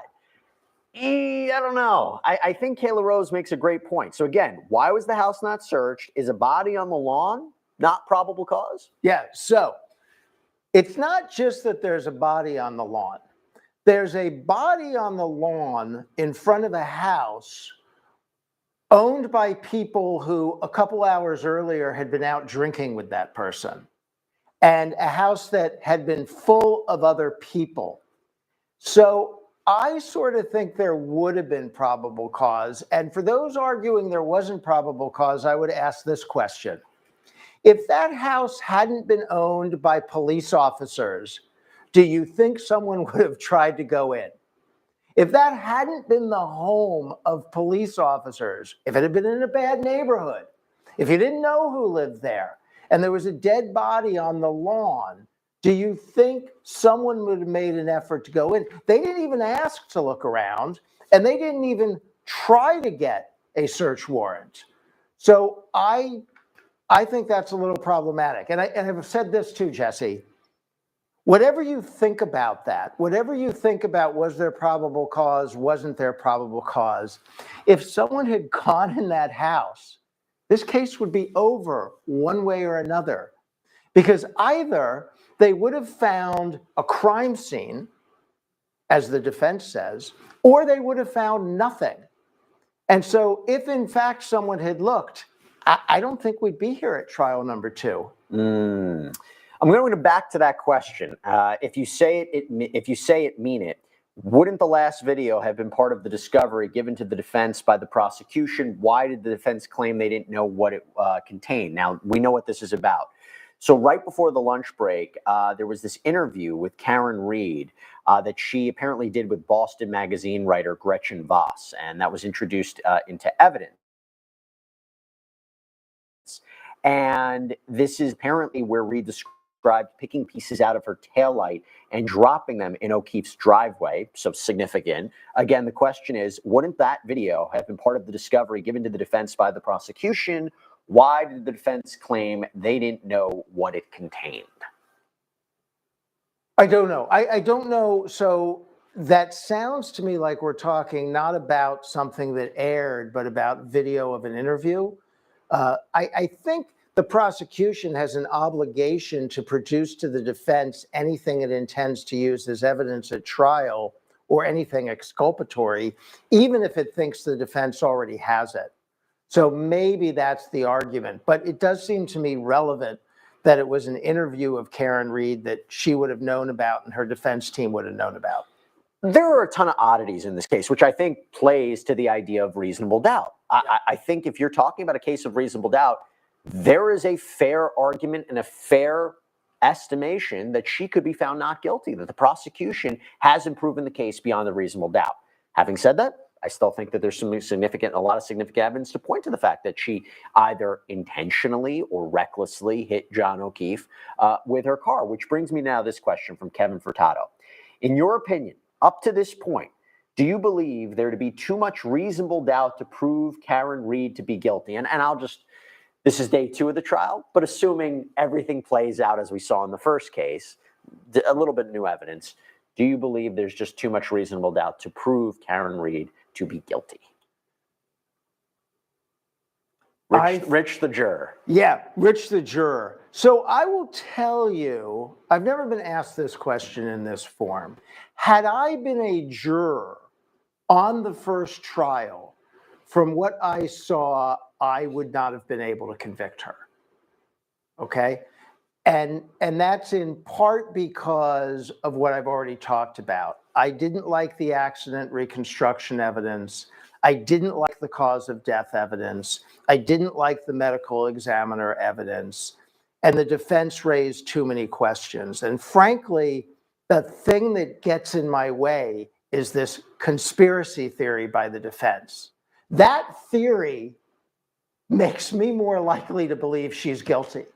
The fact that they're attacking all of these people all over Massachusetts with, this crazy theory about he got beaten up in the house and they threw him on the front lawn, that really distracts me. But if you take that out of the case and just ask me, did trial 1 prove beyond a reasonable doubt? First of all, I definitely would have voted not guilty on the murder charge, because the proof that she intended to hit him seems weak to me. And it's 3 avenues, or several, right? Intending to kill, Yep. or intending to hit, knowing what the consequences could be, right? Right. Yeah, right. Right. And so the evidence that she, like, let's say she did suddenly lurch her SUV backwards at a fast pace. Right. Is the evidence beyond a reasonable doubt that she did that on purpose, knowing it might hurt him? Isn't it also possible that she did that by accident because she was drunk and operating an SUV, which she shouldn't have been doing? So it's manslaughter, you would say? Yes. So I would have taken murder, and I've thought from the beginning they shouldn't even pursue that charge. I would have taken that off the table, and I'm very close on manslaughter, but in the first trial, I probably wouldn't have been able to convict. This question from Miss Jojo. Why is the state always playing a video for the jurors before actually having a witness to testify to it and lay a foundation? Well, I think they have to play a little bit of the video to lay the foundation, right? Because they have to have something to connect to. So they have to show video and then ask the witness, what is that? And then the witness answers what it is, and then they can play more of it. Question from Laura. Do you think the waterfall video will play a more prominent role in the Karen Reid's defense this time around? I believe that's the video from the bar, right? Yeah. Where you see Karen Reid and John O'Keefe interacting before everything goes down. Yeah. I found that video to be inconclusive the first time around. I know there are theories by the defense team, you know, about what the other people in the bar are doing. To me, the most important testimony about the waterfall and the bar is I think were multiple witnesses that said Karen Reid and John O'Keefe were lovey-dovey at the bar. And so that really, to me, interferes with the prosecution theory that she did this on purpose. Lori Thompson, why wasn't the crime scene taped off and secured? I think that's right. I don't think it was properly taped. I don't remember 100%. Listen, it was a blizzard. It was Okay. a blizzard. Okay. It was a blizzard. None of it was optimal. I don't think it was taped off exactly the way you'd like to see. I don't think you usually use a leaf blower to conduct an investigation at a crime scene. I don't think you usually use red Solo cups. I give a little bit of room, latitude on that because of the conditions, because of the weather conditions and the franticness of everything that was going on, and the fact that I don't think the local police do a lot of murder investigations in Canton. So that didn't bother me as much as Proctor's text. But man, oh man, are you giving the defense more ammunition here? My gosh, you have Michael Proctor, you have the leaf blower, you have the Solo cups, you have the fact they didn't search Brian Albert's home. Brian Albert, you know what? Let me go to this other question. Brian Albert doesn't leave the house while, I mean, everybody's outside. Christina Sidham, why nobody asked why they didn't knock and wake up the Alberts to help them? So I don't put too much stock in Brian Albert leaving the house, because to me, it would be reasonable for Brian Albert to be like, there's a situation on my lawn. There's other law enforcement here. They have to deal with it. I'm going to leave it to them. I'm not going to get involved because that wouldn't be correct. So I don't buy that. Now, I have problems. I think the numerous pocket dials, that's the polite term, Jesse, pocket dials, that's a problem for the prosecution. And I can't really argue with you. If you say to me, Rich, this investigation, which is led by a trooper who was biased and jumped to the conclusion that she was guilty a minute and a half into the investigation, it's sloppy, they don't go in the house, I can't get past this investigation to find reasonable doubt. I'm so troubled by this investigation that I can't find reasonable doubt. I'm not sure I have a good argument against that way of thinking. It is concerning. Mm-hmm.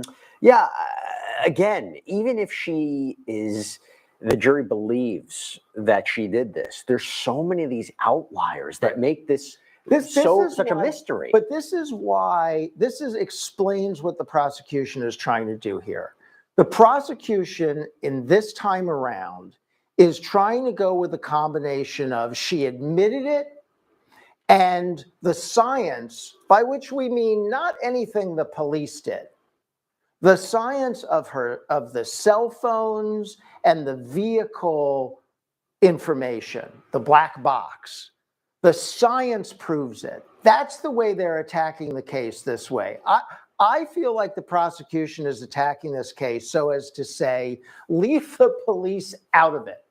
Forget about their investigation. You don't need their investigation. You don't need anything Michael Proctor found. You don't need anything. All you need is the science of the cell phone, the science of the vehicle, the science of finding taillight fragments in John O'Keefe's clothing, which is significant, and her admissions, her repeated admissions that she hit him or might have hit him. Please That's continue. the case. Can you just clarify what we learned from the last trial, what we'd expect in this trial regarding DNA and clothing of John O'Keefe, either on the car or the taillight fragments? And I guess the alternative explanation would be, whatever you're about to say, it would be planted there by the real culprits, right? Yeah, so I'm going to take a shot at this. And I get yelled at on social media all the time. I'm not a scientist. I'm not a forensics guy. I'm not claiming to be. That's not my expertise. I'm a trial lawyer. And I look at this from the viewpoint of what I saw at the trial. And my understanding from the trial is that John O'Keefe's DNA was found on the bumper in the form of a hair. So not that much. And since he knew Karen Reed and was her boyfriend, not in and of itself proof of anything. I understand that there were broken taillight found in the snow at the scene of his death. And most significantly to me, pieces of broken taillight in his clothing.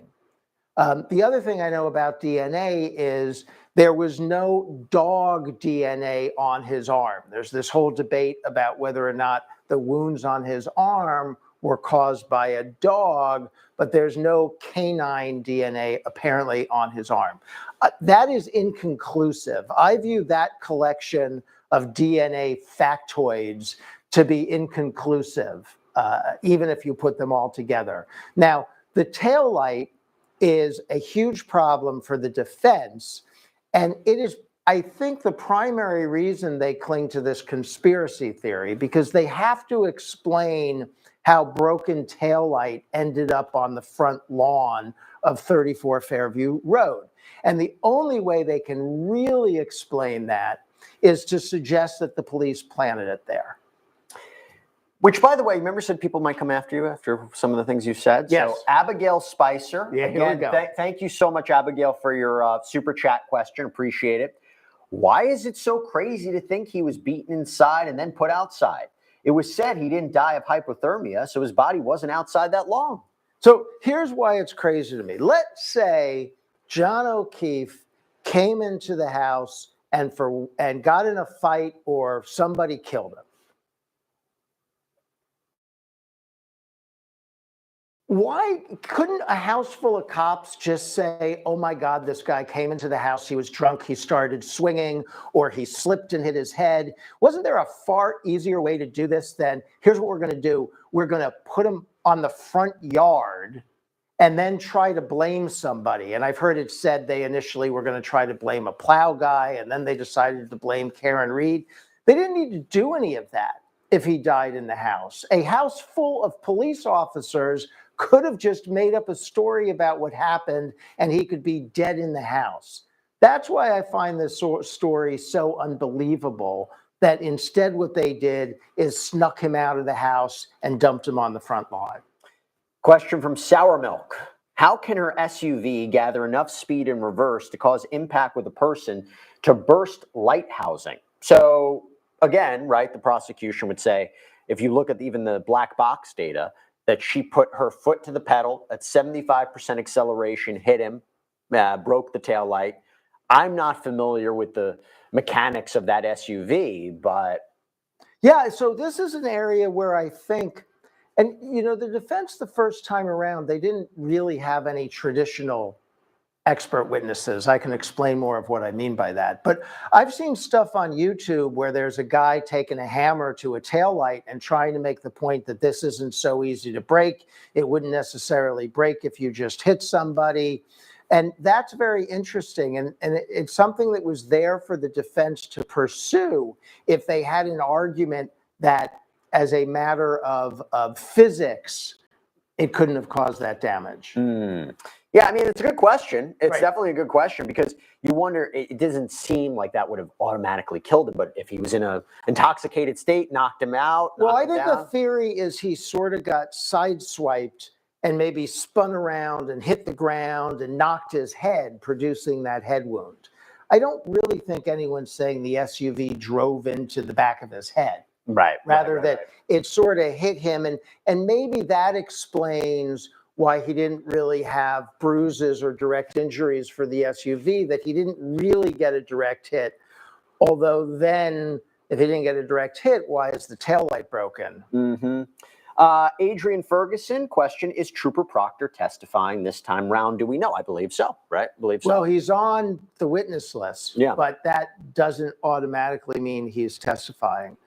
Who would call? The prosecution would have to call him, right? I mean, I can see a world where the prosecution tries not to call him. That looks bad. I think so. I think they're going to have to bite that bullet at an appropriate juncture.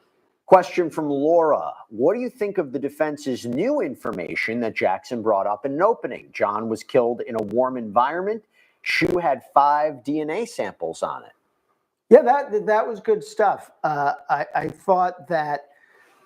So the way I've always thought the defense should approach this case is, and I like the opening much better than the first trial. In the opening in the first trial, they stood up and said Karen Reed was framed, which I thought took on a burden of proof way in excess of what the defense wants. The defense has no burden of proof. Correct.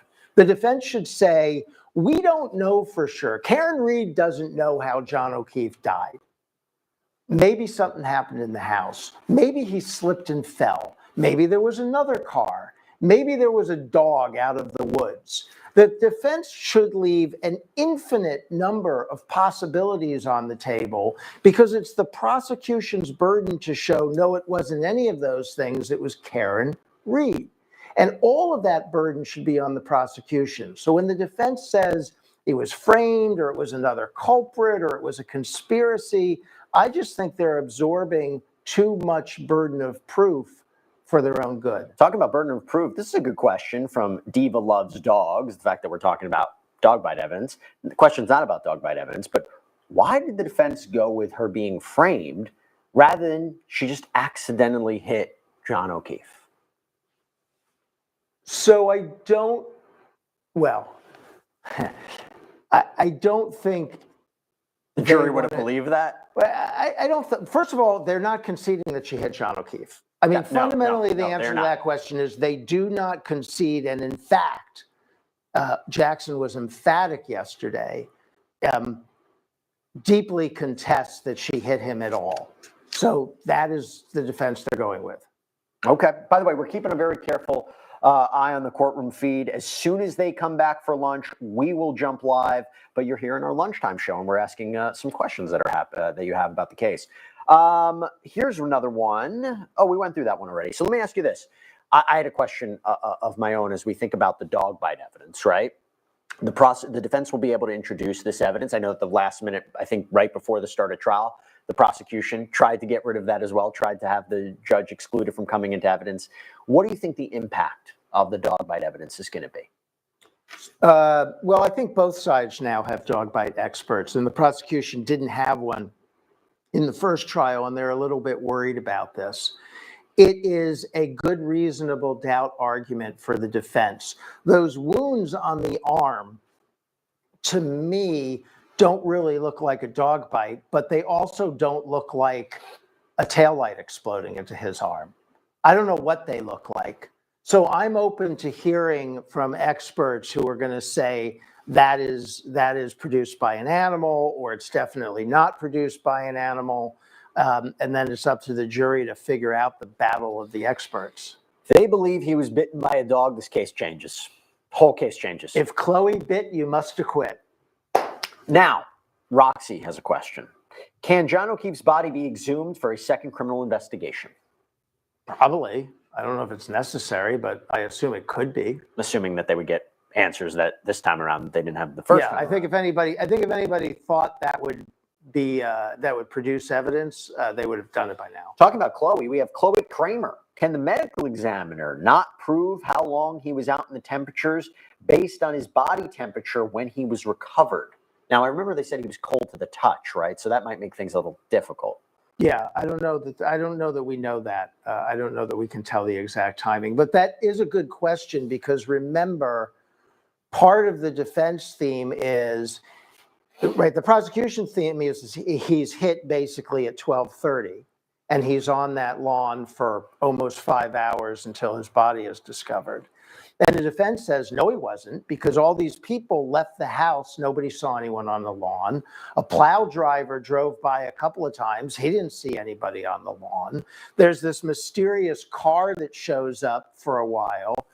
And so from the defense perspective, he's not really on the lawn before 3 o'clock. And I bet that would make a difference in body temperature. Can you reiterate to the audience what you anticipate or what was said in the last trial regarding John O'Keefe's cell phone, what that tells us or doesn't tell us about his movements? I'm not going to get it exactly right. So people can comment on, but there's the defense's perspective is that there is movement on the cell phone that would be consistent with John O'Keefe walking up to the house, going inside the house, and going downstairs. That's their perspective. The prosecution says all of that movement was just him in the car as they were driving to the house. And yesterday, the prosecution made it very clear, made it a big point of their opening, that the cell phone stops moving a minute after he gets out of the car. Whether they can prove that or not this time around, I don't know, but that is the prosecution's perspective on this. And I believe I'm actually putting it back up here. I'm looking something from the last trial where they had evidence about this, that I think it was 170 steps that were recorded at one point. Right. Something like that. It was like 12:11 to 12:21 a.m. O'Keefe's cell phone records records him taking 170 steps and traveling 326 feet in this same period. So yeah, it's interesting to think about that. This is a question from Jules B. First trial, Karen Reed's car going 30 miles per hour in reverse at Albert's house per the info system. How, if there's a foot of snow, tire would be spinning, no? So I don't think there was a foot of snow by that point, because I don't remember. The theory is that the lawn is not covered with snow when he falls on the lawn. That's why there's no snow under his body, but he is later covered with snow. So I don't think there was a foot of snow on. And also, you know, if you live in Massachusetts, you have a Lexus with fancy tires, and that's how you can drive. Speaking, same vein, got a question from Cards by Mark. Did they say specifically where the pieces of taillight were found? Because for prosecution to say she sped 24 miles per hour, 63 feet to hit John O'Keefe, glass needs to be left over the body all over. I don't remember if there's a precise charting of where each piece was found. And look, the defense makes some good points about this. Pieces are found at different time periods. The prosecution says that's because it was snowing and a lot of them got buried in the snow. Defense says, no, that means something fishy happened here. You ready for the $1 million question? Yeah, let's go. Am I getting $1 million if I answer it? This is from Adrian Ferguson. Okay. Jesse and Rich question. Hi from Scotland. What do you two actually think happened? You want to be careful about how you answer that one, I guess. Hi, Adrian. I know Adrian because we've seen her on social media, and she follows these cases, and she's very smart and has a lot of good questions. I'm not going to answer that question because I don't actually think that's my role here. I follow this case. I try to watch the evidence come in. I try to analyze it as a trial lawyer, and I try to comment about the trial that I'm seeing. I'm not here to offer a view as to whether somebody is guilty or innocent. My view doesn't matter. Jesse's view doesn't matter either. Oh, I was about to say what I felt, but now I'm not going to. I had the answer. But there are 12 people and some alternates in Massachusetts, and they get to make this determination. That's the way the system works. And by the way, they're best positioned because they're sitting 6 to 12 feet from all of those witnesses. We all have opinions about how Kerry Roberts did in testifying today. That jury is sitting as close to her as I am to you, and they're in the best position to assess credibility, and they're going to hear every single bit of the evidence, and they're going to make that determination. So it's interesting you talk about the actual proximity between a witness and the jurors, because I remember when I was in the Johnny Depp Amber Heard courtroom, and I was there for almost the whole trial, they were right there, and she was talking directly to them. And it's a difference between trying to view someone's credibility over TV, right? Yeah. Versus if I'm looking right at you, this close. there's just a difference. There's just a difference in seeing little facial tics and looking at the eyes. It's a very radically different analysis for a juror than it is for There's anybody such a difference, and it is so great to have this platform, and I'm so glad people get to see these trials and get this kind of access. But Yeah. it's so different being in the courtroom. By the way, this is one of the smallest courtrooms I've ever seen. The witness box is like this. These Yeah. people are crunched in the witness box. You have an old school court reporter who's actually doing her court reporting verbally into a mask. So that's interesting.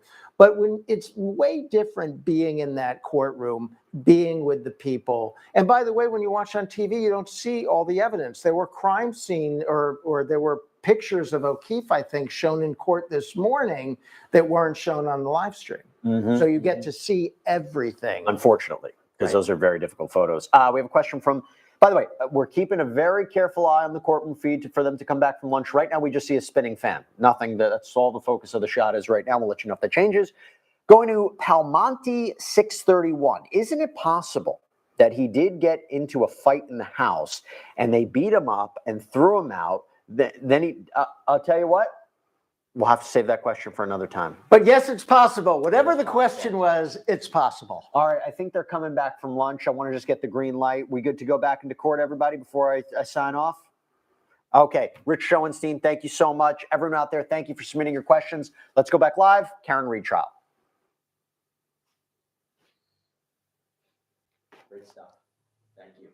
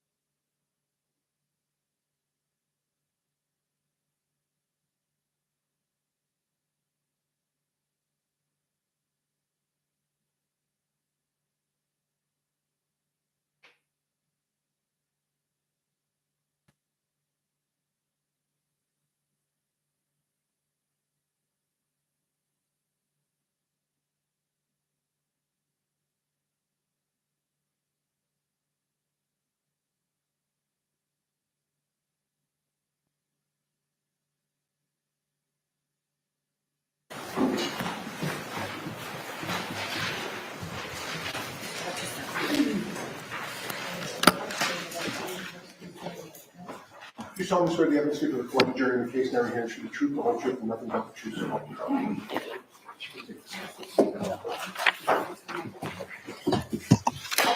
So, good afternoon, Mrs. O'Keefe.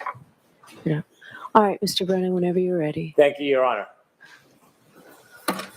Good afternoon, Mrs. O'Keefe. Good afternoon, Mr. Brennan. Could you kindly introduce yourself to the jury?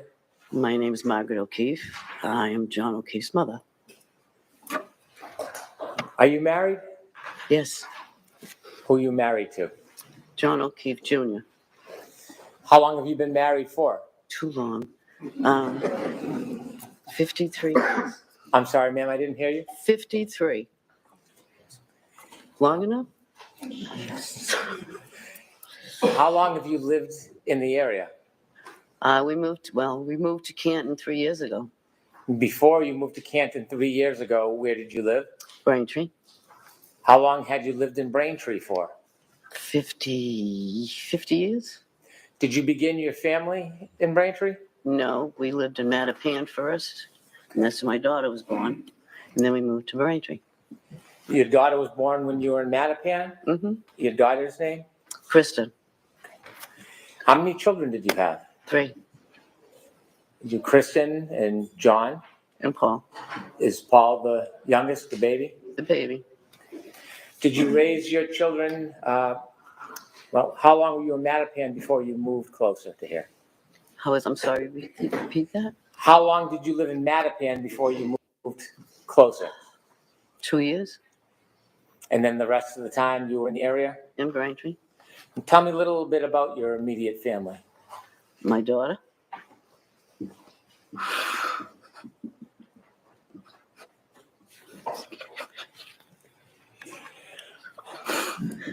My daughter Kristen had a tumor, a cancerous tumor that she had for 5 months. And she died in November of 13. She had 2 children. And then 2 months after she passed, her husband passed from a heart attack. And then you all know about John.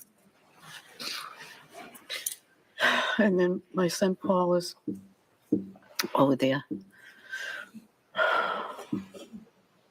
That was 2013, ma'am?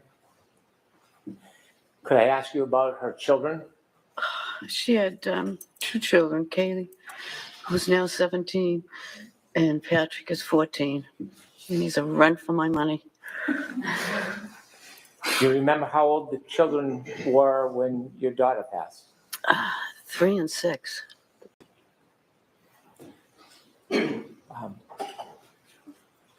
When that happened, was there any plan for the children? As far as Or what was going to happen with the children? when she passed Yes, ma'am. and when he passed, Yes, ma'am.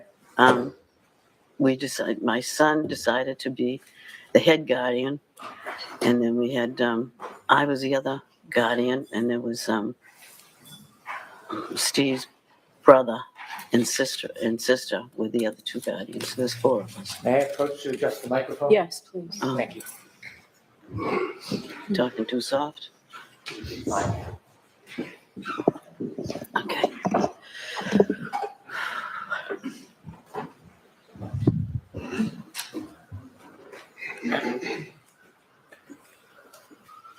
Did I understand that there was a decision that John would be the primary guardian? Can you share with us how that decision came about? Well, he was single. The other 2 guardians were married, and they didn't have children, but he decided to do it himself. And then I was the second one in case he needed me. So I was over there most of the time, like when the kids get home from school or, take them places, and then have them on weekends so he could have a break. So that's what I did.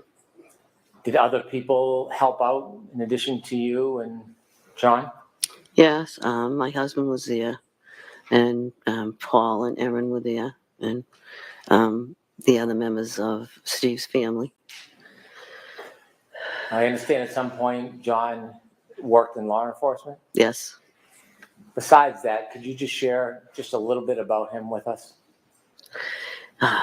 He was a police officer at headquarters.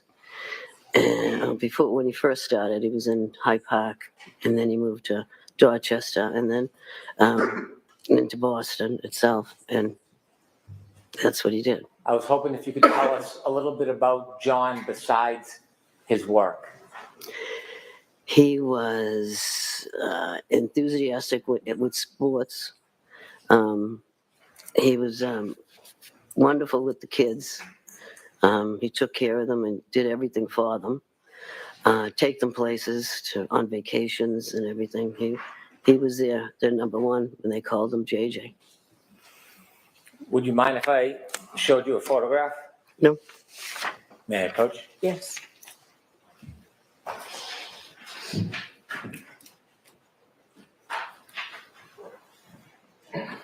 I'm showing you a photograph, Okay. and can you tell us what you see? That's my son? Thank you.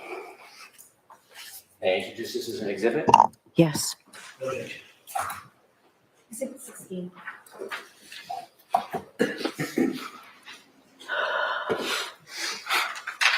Thank you. With the court's permission, I'd like to publish. Yes.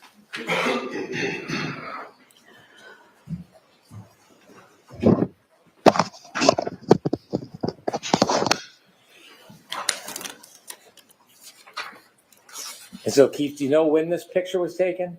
Oh, I really don't know. It was in the summer of I don't know what year. I really don't know the year. But is that one he probably took him to a fair or an amusement park, and he had his picture taken there with them, and then the kids were with him too. So, Do you know how old he was in that picture? 43, maybe What year was John born? 75. Ms. Gilman, could you take the photo down, please?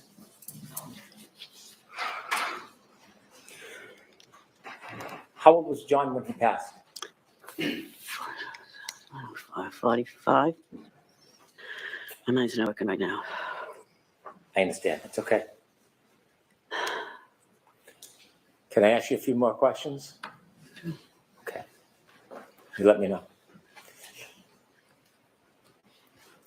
I want to go back to the morning of January 29th, 2022.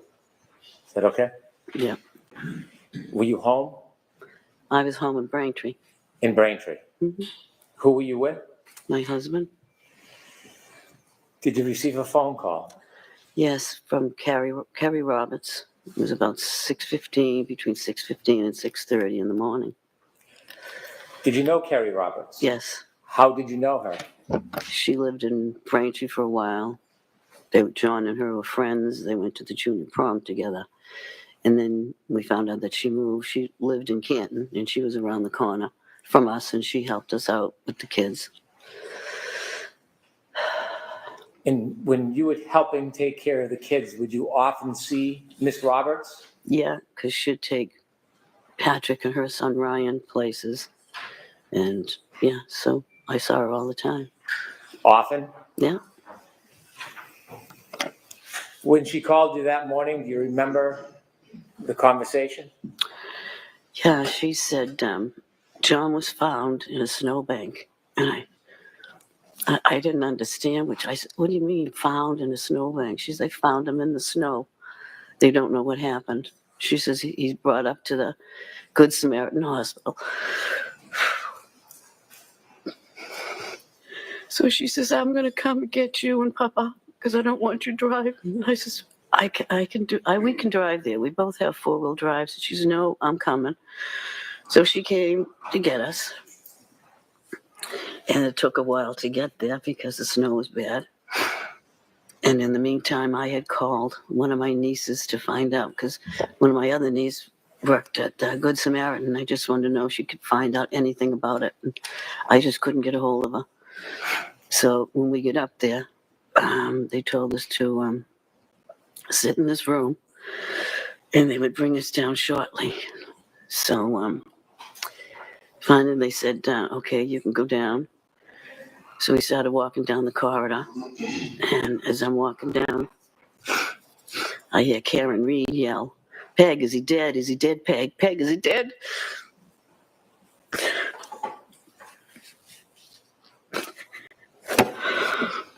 And I just kept walking. And then I asked, I don't know who it was, a nurse or a worker at the hospital. And I said, what is she doing here? And she says, oh, she's being psych evaluated.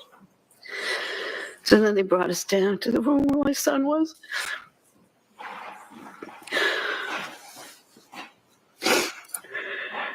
He's bruised up. His eyes were closed. It's just not a good scene. Okay.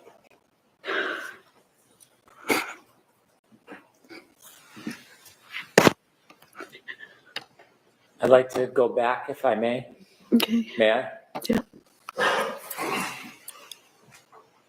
When Kerry Roberts picked you up in the car, did anybody go with you and Miss Roberts on the drive from your home in Braintree to Good Samaritan Hospital? No, we were the only 3 in the car. Who was the third person? My husband. During the drive to Good Samaritan Hospital that morning, Yep. did you ever have a chance while you were in the car to speak to the defendant? Yes. Please tell the jury about that conversation. She, I asked her what happened, and she said, we went to a party. I left him there. I said, you just left him there?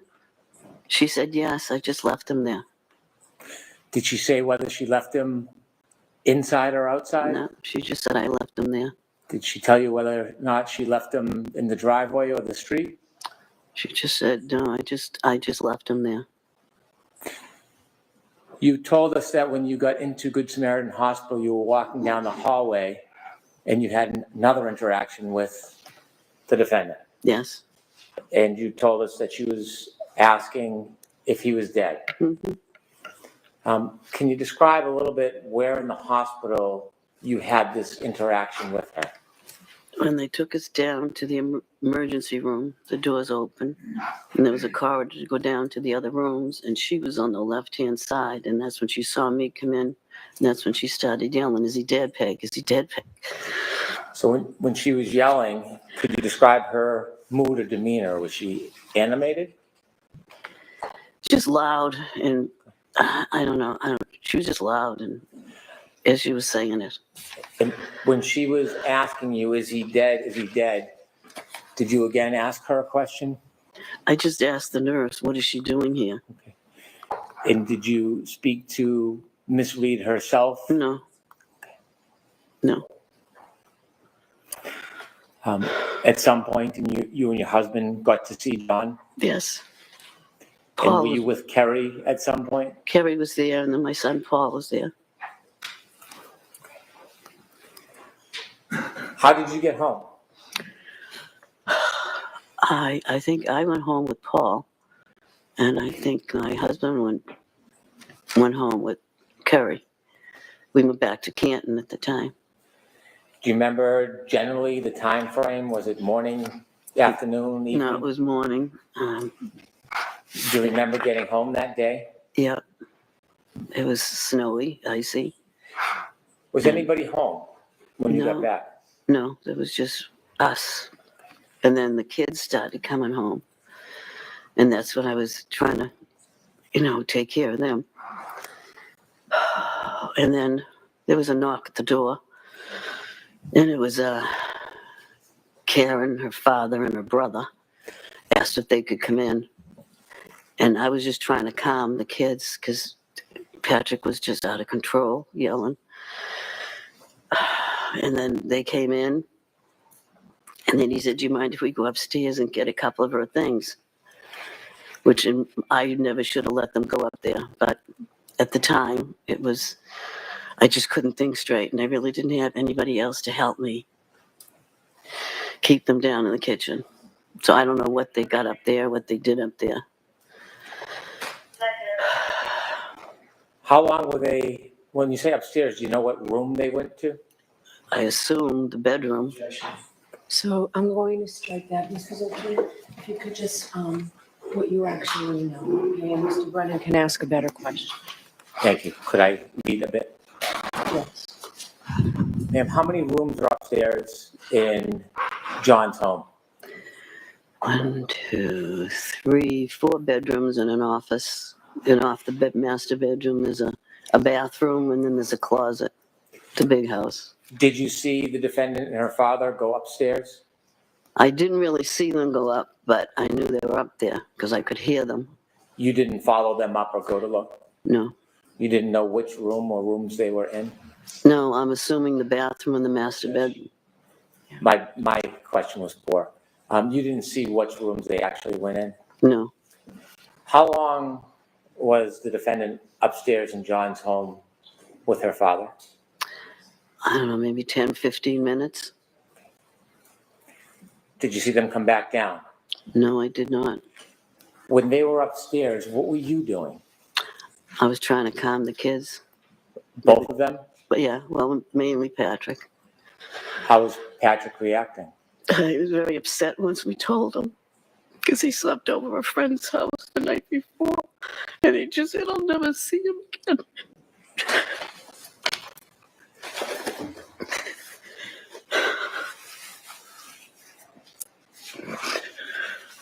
Sorry.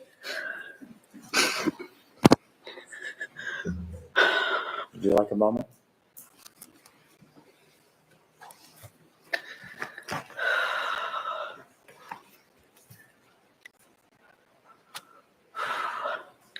Mrs. O'Keefe, would you like to take a short break? No, that's fine. Thank you. You can just let me know when you're ready. Take your time. Okay, go ahead. You ready? Go ahead. Okay.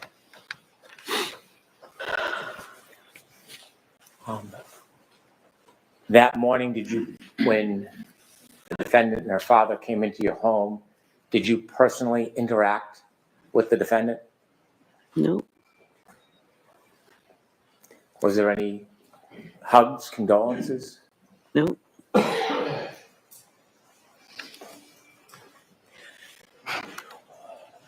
Did you ever confront the defendant with any accusations when she was in your home that morning? I don't even remember her being in the house. When she went upstairs, that's the last I saw of her. Did you ever lean over a kitchen island? Do you have a kitchen island in your house? No. Did you ever lean over the kitchen island and say, I think he looks like he got hit by a car? No. I don't remember talking to her that morning. Did you see when she left? Nope. Did you ever see her Lexus in the driveway? No. The children, who's their guardian and custodian now? Well, there's still 4 of us. 4 of us. Where do they live? One in Boston, one in Stoughton, and Paul's in Bridgewater, and me, Where do the children live? with me. In Canton. They live with you full time? Yes. You're their primary caretaker? Yes. Thank you. Yeah, just a little.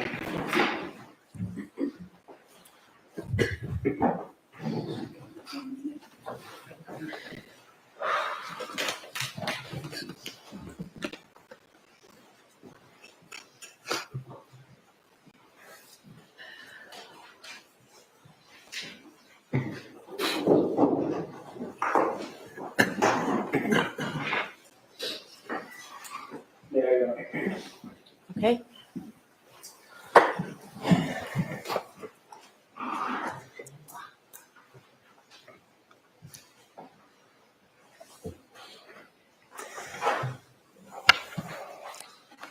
Mrs. O'Keefe, I'm very, very sorry for your loss. I have no questions for you. All right, Mrs. O'Keefe, you're all set. Thank you. Right, so what officer are you?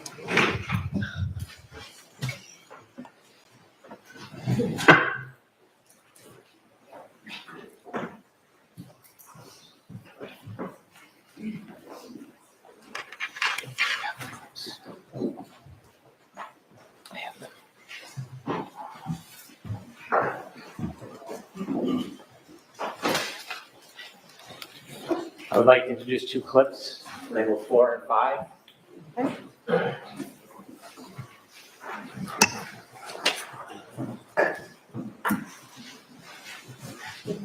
They're both on. Can you explain? Both clips 4 and 5 are on that zip drive. Okay. 17.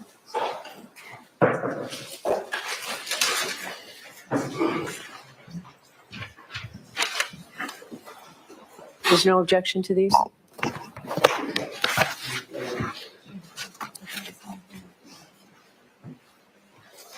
I don't know what they are. Sir, second, please.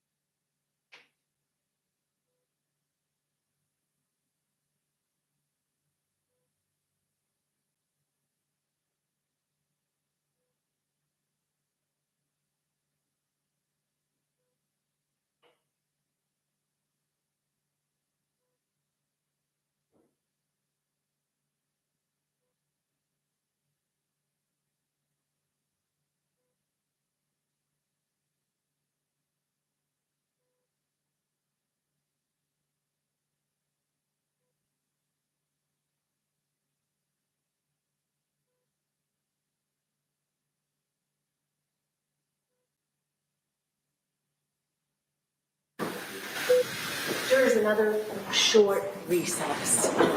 Hopefully you'll get to walk right through the first section of the courtroom this time. Thank you. Court, all rise, please. Jurors, close your notebooks and follow me.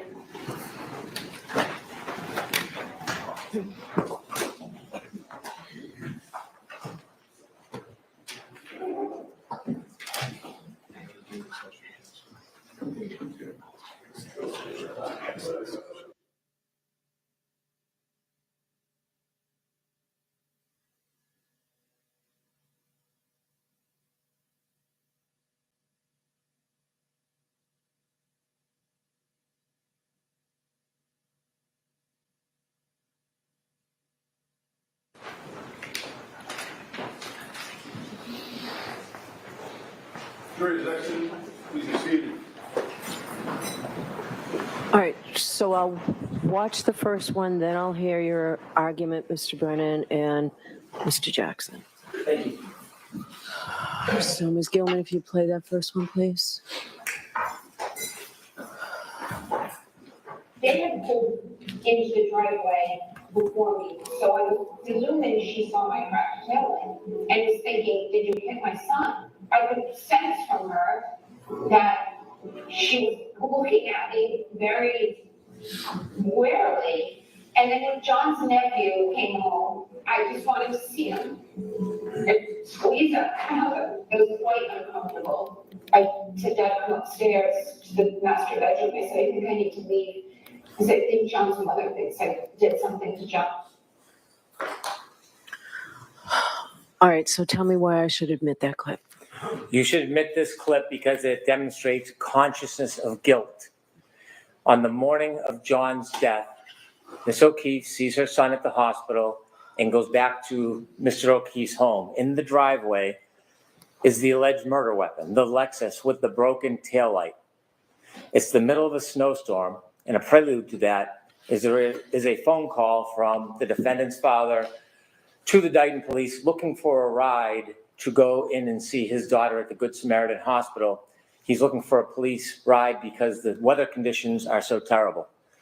When the Dayton Police Department declines that ride, he gets the assistance of his son and his son's wife pick him up and bring him to the hospital. At the hospital, there are a number of comments made. I think I hit something. There is evidence we have where the defendant, her mother, and her father admittedly discuss in different ways the broken taillight. It is an issue that is primary on their mind. In this tumultuous, grieving moment, the taillight is central between these parties. Uninvited, the defendant and her father go to the O'Keefe house without invitation. They knock on the door and they ask to come in. They go into the house. There does not seem to be any interaction, at least with Peggy O'Keefe. And curiously, they go upstairs for 15 minutes. They stay at the house for less than an hour. This is a family that's grieving the loss of their son. Less than an hour, they go back outside. Instead of leaving in the one car, they take the alleged murder weapon, they get into two cars, and they drive away and remove the Lexus with the broken taillight from the scene. That is clear consciousness of guilt evidence, removing the murder weapon from an area where witnesses can see, photograph, identify the damage. In fact, despite the other evidence about the cracked taillight and the testimony, it is a centrally contested issue in this case. The defense is already questioned and confronted, as they have a right to do, about the shape, manner, and extent of that broken taillight. The removal of it is helpful for the defendant. And so the fact that they stay for less than an hour, remove the Lexus from the scene is important. This statement by the defendant is clearly an attempt to create an excuse, a ruse, for why they removed the murder weapon from the scene. It is an attempt to suggest that she somehow is targeted. She somehow on that morning is victimized. She somehow on that morning is the intent or object of something that is abusive from Peggy O'Keefe.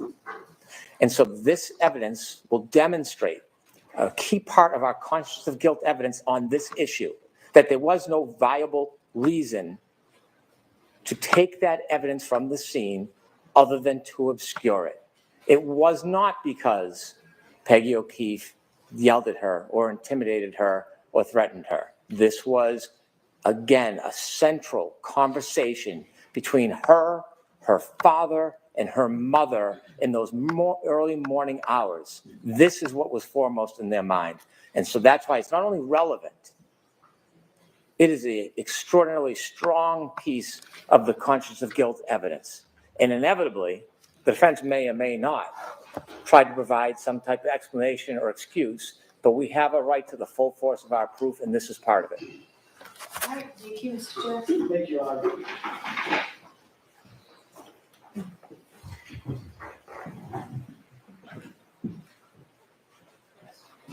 With regard to the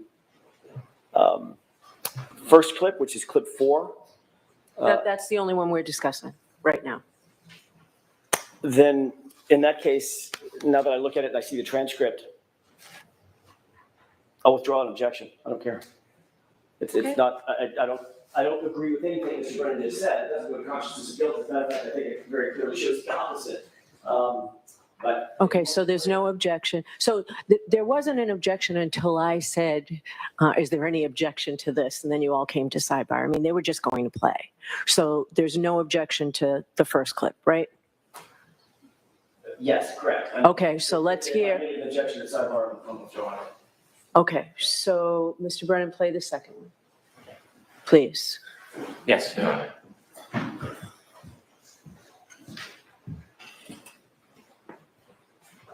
And his mother leans over the kitchen island and says to me, I think it looks like he got hit by a car.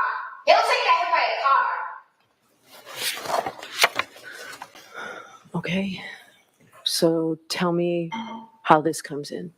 Similarly, in consciousness of guilt evidence, the defendant making what we allege is a false statement to try to excuse her conduct of removing evidence of a crime from the scene.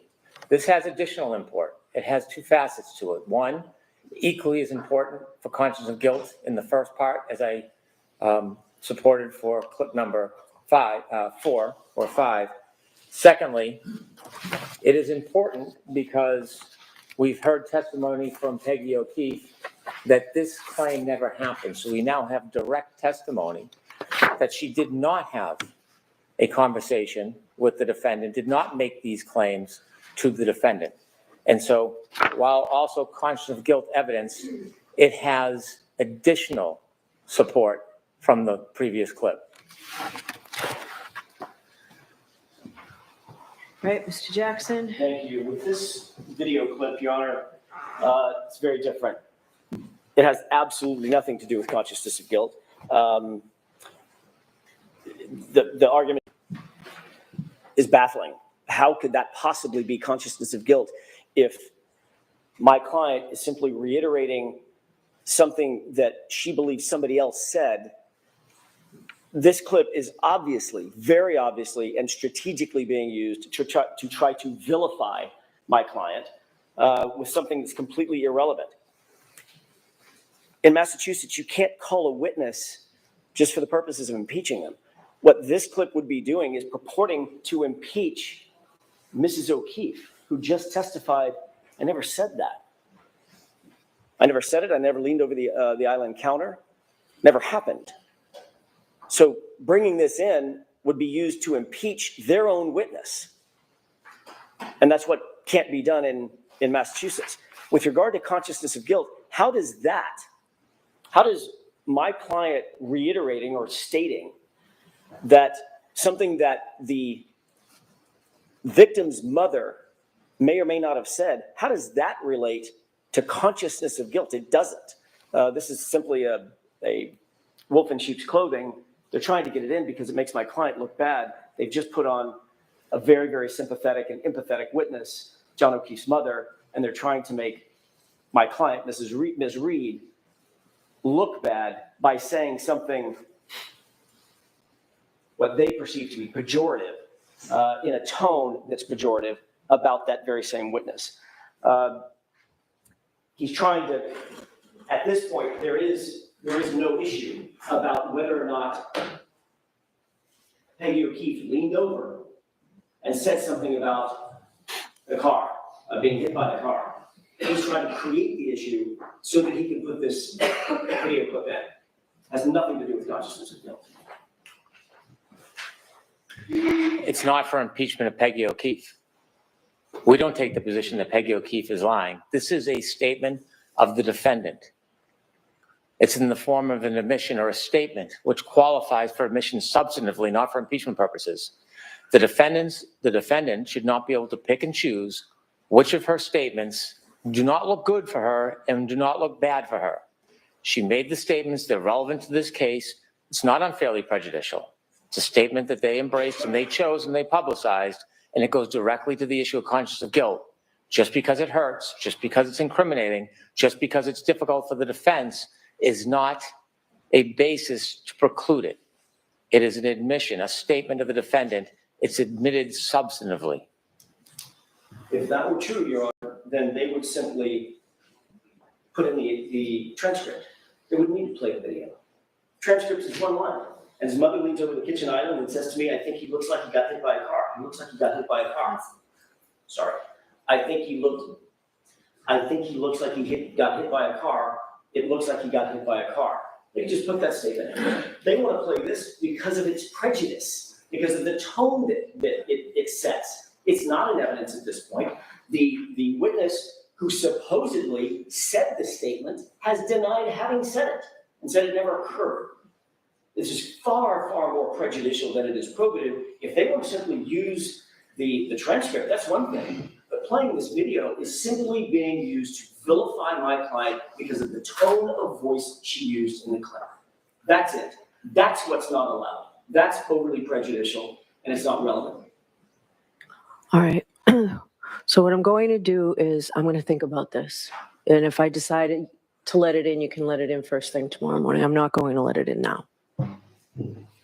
May I ask for a ruling in the morning? Yes. May I introduce the one that was not objected to? Yes. Do you want a consciousness of guilt instruction, Mr. Jackson?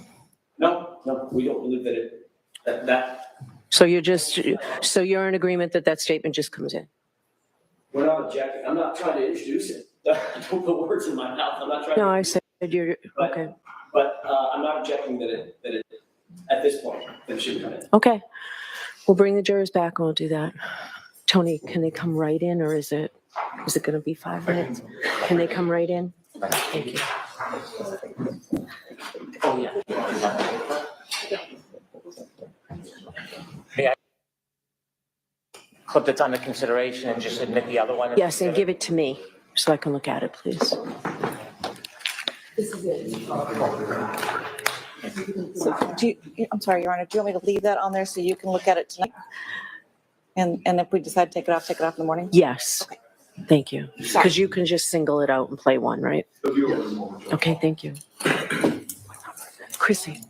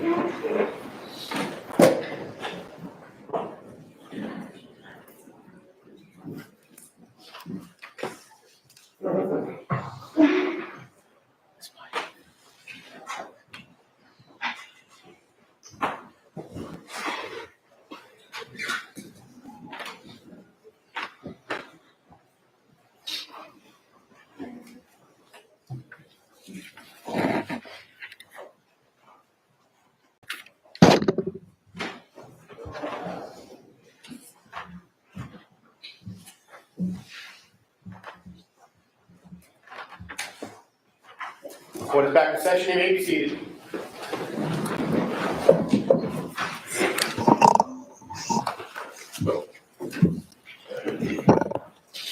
Hey, Yes, please. Your Honor, I'd like to introduce clip number 4. They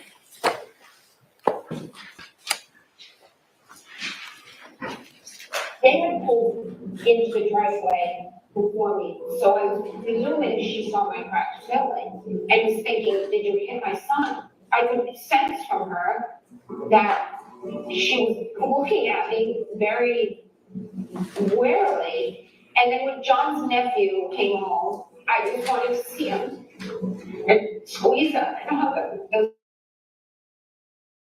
was quite uncomfortable. I said, Dad, I went upstairs to the master bedroom. I said, I think I need to leave. Because I think John's mother thinks I did something to John. May I call my next witness, Your Honor? Please. The Commonwealth calls Nicholas Garino.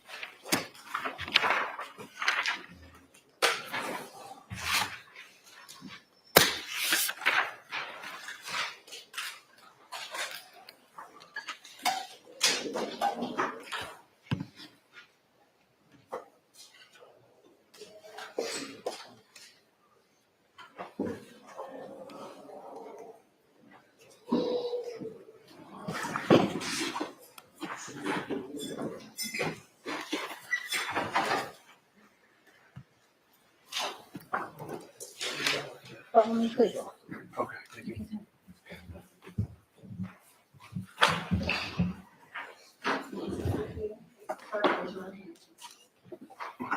Do you solemnly swear the evidence you give to the court and jury in the case now and here should be the truth, the whole truth, and nothing but the truth, so help you God? I do. Thanks. She can take.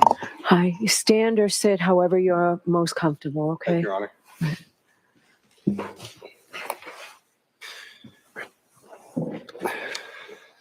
May I proceed? Yes. Good afternoon. Good afternoon, sir. Could you please introduce yourself to the jury? Yes. My name is Nicholas Garino. Mr. Garino, where do you work? I work at the Massachusetts State Police at the Norfolk District Attorney's Office. How long have you worked for the Massachusetts State Police for?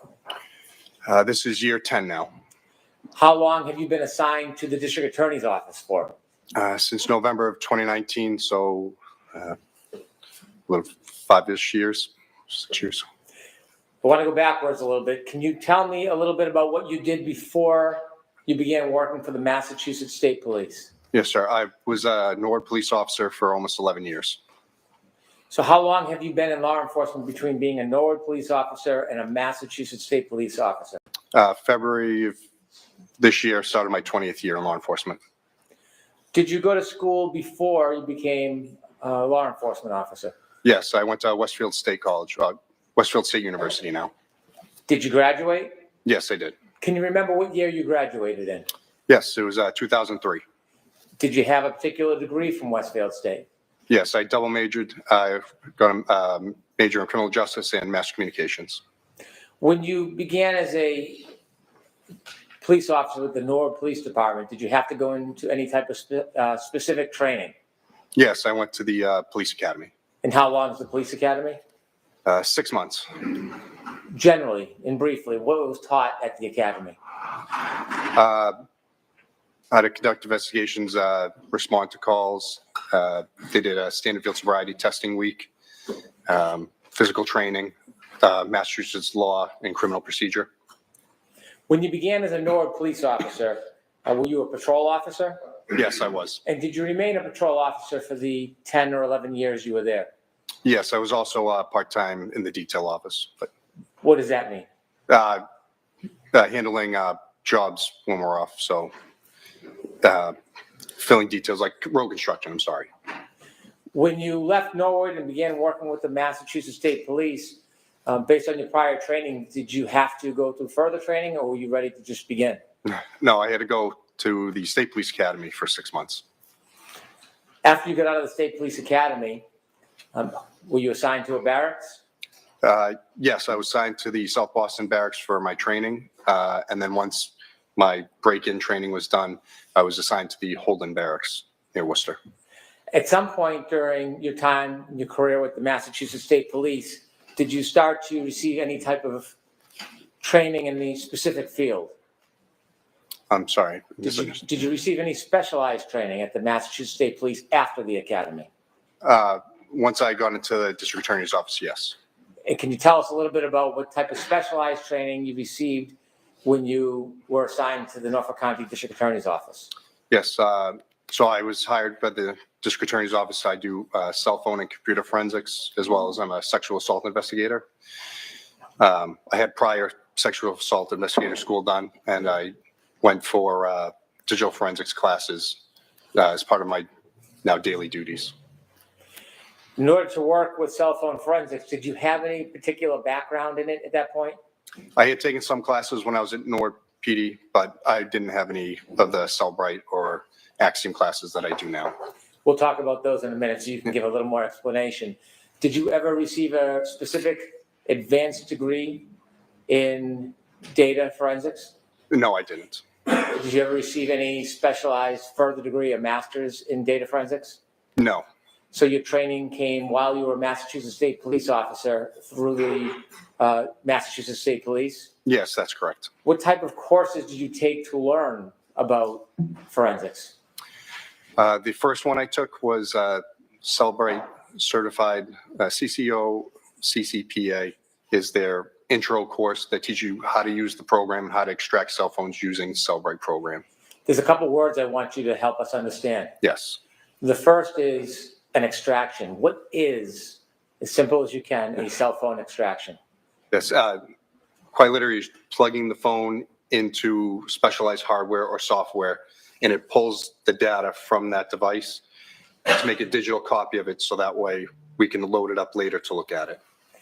So when you extract the phone through a download, it basically mimics the content of the phone, but it's in a different shell. It's in a different form than inside the actual phone itself. Yes, exactly. That way we're not manipulating or changing any data while looking, because if we were to open the device, it would change data by going through the phone itself or computer. When you plug it in, can you explain a little bit about what you're plugging it into? Yes. So the main program and hardware that we use is GrayKey. It is, again, specialized software and hardware that once the phone's plugged into it, the software is able to extract the information if we have the passcode. If we don't have the passcode and the phone is supported, it's able to guess that passcode depending on how long. Like for an iPhone, if you have a 4-digit, it could take months. If you have a 6-digit, it could take up to 35 years. So does the phone have to be accessible to actually do that download through GrayKey? Do you have to be able to open the phone with the passcode? No. So if we don't have the passcode and it's supported, it can guess the passcode without making the phone useless after, say, for an iPhone, I believe it's 10 passcodes. Is it a quicker process if you do have the passcode? Much. It would take hours to download the device, depending on how much information's on it. How do you ensure that the information that you extract from the actual device is accurate and the same when you're making a copy? How do you ensure the integrity of it? So with GrayKey, it produces a progress report as it goes through its process. The only two fields that we can sort of amend in that PDF that it spits out is the ID number and then the investigator name. So after the data is pulled out, it creates a hash value, which is like a digital fingerprint for that specific information. So if you had gone in and to edit or change it, that digital fingerprint would change. It would change the big long string of numbers that it attaches to that file. The digital fingerprint, is that the same thing you're referring to as the hash value? Yes, exactly. And how do you ensure that the hash value of the product, the copy, is the same as what's on the phone? You can run the zip file that it creates with the information into a hash calculator, and it will give the same hash as what is produced from the Gray Key PDF report. So if something had changed or there was an error with it, the hash would not be the same as what was given from the PDF. And that's how we know that the data was not the same. So if you download a phone and it has a hash value, this digital fingerprint, and then someone was to manipulate the phone and remove anything, even a period, from that data, if it's run again, will the hash value change? Yes, it would not be the same because Even it will if it's show. just, I'm sorry, even if it's just a period? Yes, any alteration to that initial extraction with that number, it immediately would change. So if you have an item, a computer or a phone, and you put it through the Gray Key program, and you do an extraction, a copy, where do you store that copy of information if it's not on the phone that you originally have? What do you do with it? So once the program pulls that information, we have to place it onto our secure server at the office, and we'll take any of the files that were given via the extraction process, and it's saved there for us. And so you copy it on another link or another digital file? Yes, we'll save it to the server at the district attorney's office. Can it be put on a physical item, like a zip drive or a hard drive? Yes, If you put that download onto a zip drive or hard drive, how will you know if that information on the hard drive matches the same information you originally downloaded from the phone to the server through Gray Key? again, like I said, you could run the hash value of that file again to correlate it with the PDF that we were given once Gray Key has given us the information. So that's how you would know all the information is the same, nothing has changed. So for example, if you download an iPhone and it has that digital fingerprint, hash value attached to it, and you make a copy or multiple copies, is the way to test whether or not those copies are exactly accurate is to look at the hash value of each copy? Yes, and copying the zip file would not change the hash value. The only way it would change is if you physically went into it and deleted information somehow.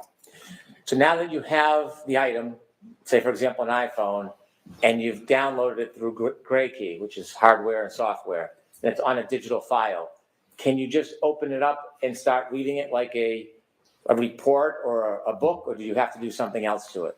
No, once it's pulled into that zip file, it has to be opened into another program, which there are many forensic tools, but the ones at the office we use are Cellbrite or Axiom. They're two brands, and then those programs make that information readable so we can actually look at it. So if you were to download a forensic copy and you were to open it up without using that subsequent software, would you be able to read or see anything that's on that data?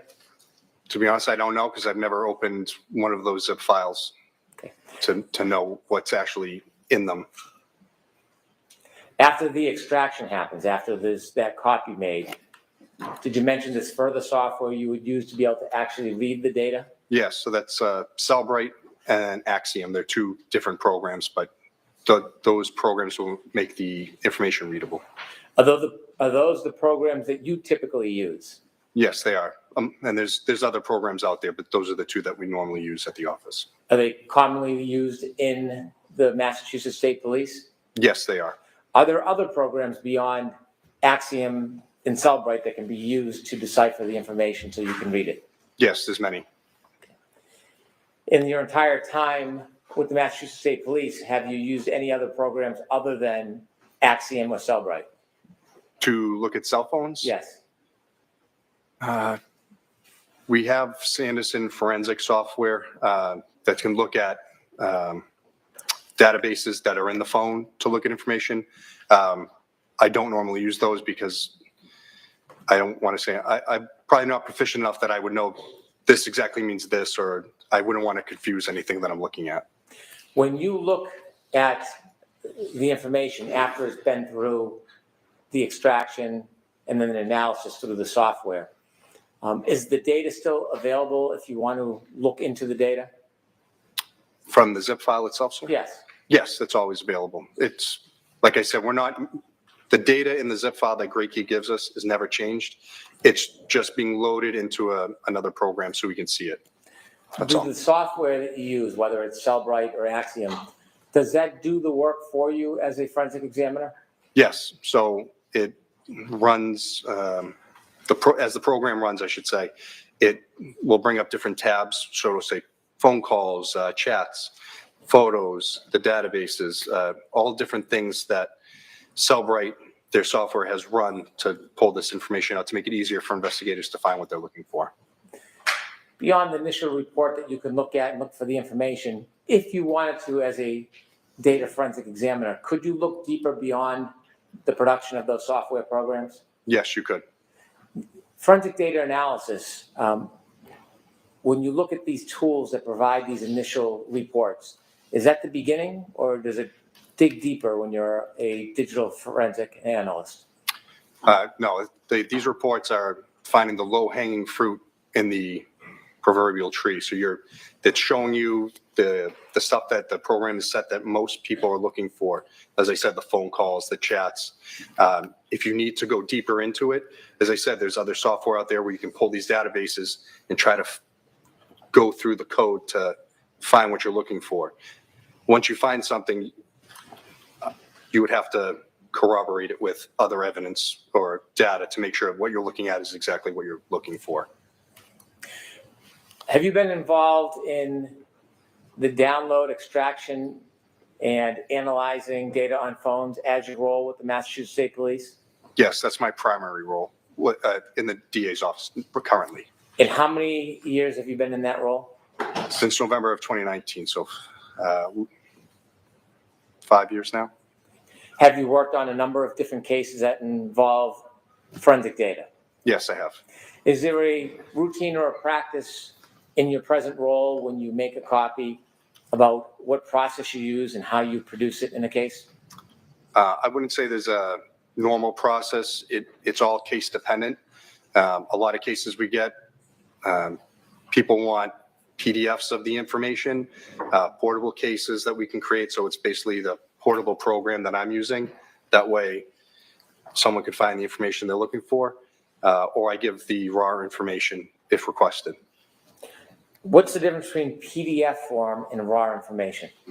So Cellbrite can create a PDF form of every bit of information in the phone. It could be like a 10,000 page PDF. It literally just lists everything that's in there. If I create a portable case, as I said, that is basically like me giving you the thumb drive and it's showing you exactly what I'm seeing and you can click on the tabs yourself from your own computer. And then if I give the raw file, that means someone has to go in and load it themselves to look for it. Typically, when you are producing evidence of discovery in a case, do you produce PDF or the raw file? As I said, it's all case dependent. Not all cases have forensic experts to come in to look at the information. So I'll supply whatever is requested. Normally the PDF or the portable case is what I give, but if more is requested, that's readily available. And so the raw data, if requested, do you provide that as well? Yes, if requested. In this case, were you involved in any type of forensic data extraction? Yes, I did the extractions of multiple phones and analyzed multiple phones in this case. You mentioned that there's a software and hardware, the Gray Key unit. Where's that located? That's located in the Digital Forensics Laboratory, which is keycard access and alarmed. Excuse me, at the Norfolk DA's office. Are there other cases or the multiple cases that are occurring at the same time? Yes, we constantly have phones coming in and out and being worked on. What if you have a phone and the Gray Key unit's being used? What do you need to do? We need to wait for that phone to finish, because if we say we unplugged it, it would interrupt that data transfer and we could lose it. So we wait until the phone's done and then the next phone goes up. Did you become involved in some way in this case? Downloading devices, sir? Well, I'm asking generally first. Oh, yes, sorry, yes. Were you involved in investigating this case as far as speaking to witnesses or going to the scene? No. Can you describe the best you can what your role was relative to this case? Yes, so I was brought, as I said, phones from this case to have the data extracted and then have it ready in our Celebrate program for the investigators to look at.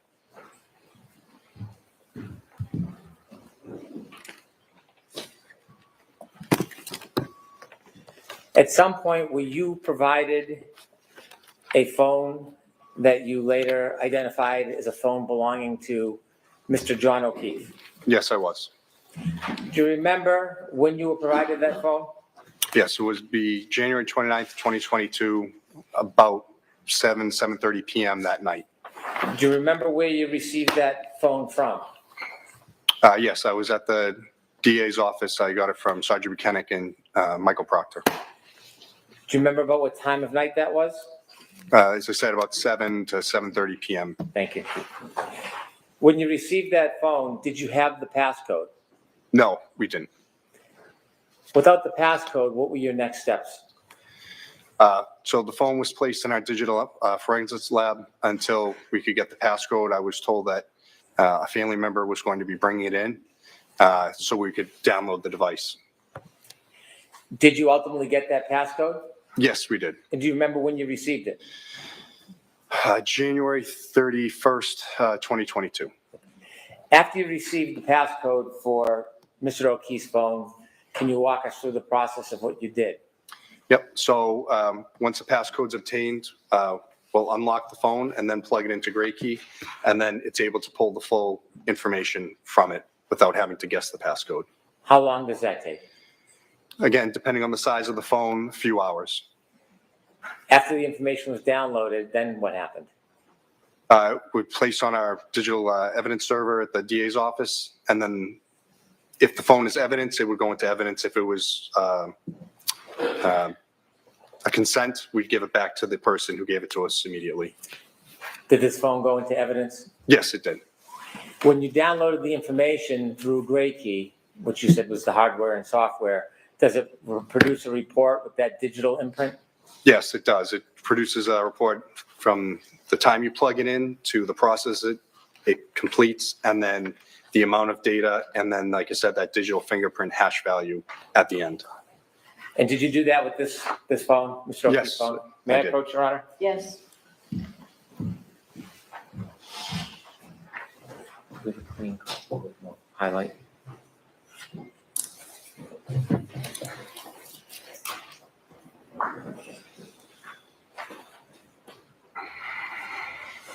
I'm going to show you a document, sir. Okay, sorry. Yes, thank you. I'm sorry. Did you show it to Mr. Alessi? I'm sorry. My apologies.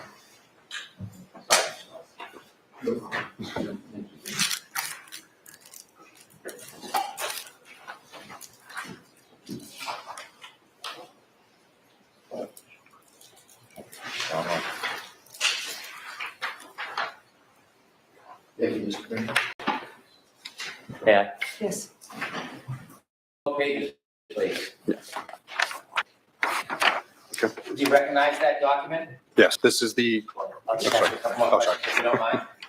What is it? it's the GrayKey progress report that they give once the phone extractions are completed.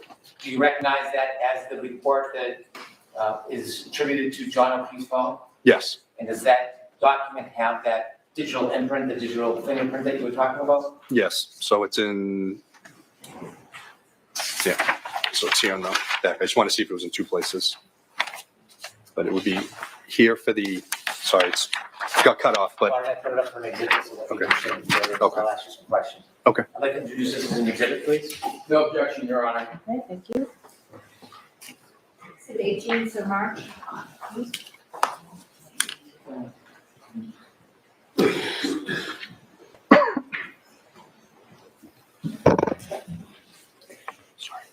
May I show that exhibit to the jury?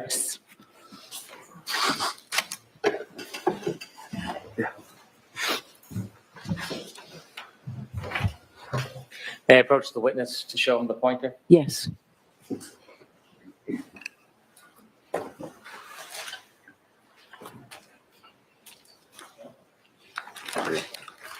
On this, top button will be the pointer, the middle button will change the screen, so. Oh. It's the top button. Yep.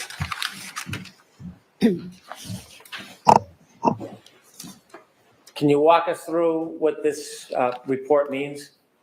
Yep. So here at the top, there it is. Again, it says Grey Key progress report, and then it gives the report generation date and time, and it is in UTC, which is, get the exact definition, universal time coordinates, I believe. So you'd have to minus 4 or 5 hours depending on daylight savings time. So this one would have been January's -5.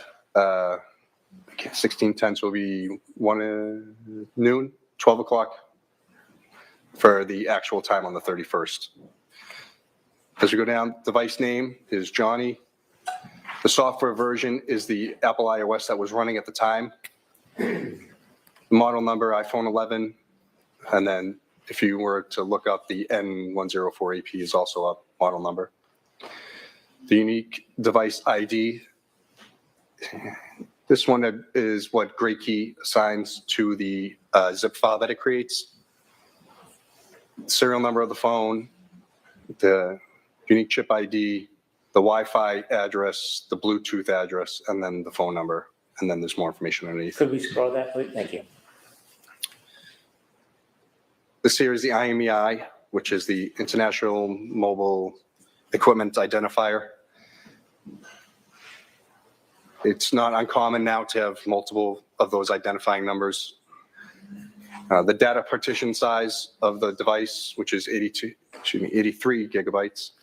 The lock state, if the phone was locked, it would say locked. This one is unlocked because we had the passcode.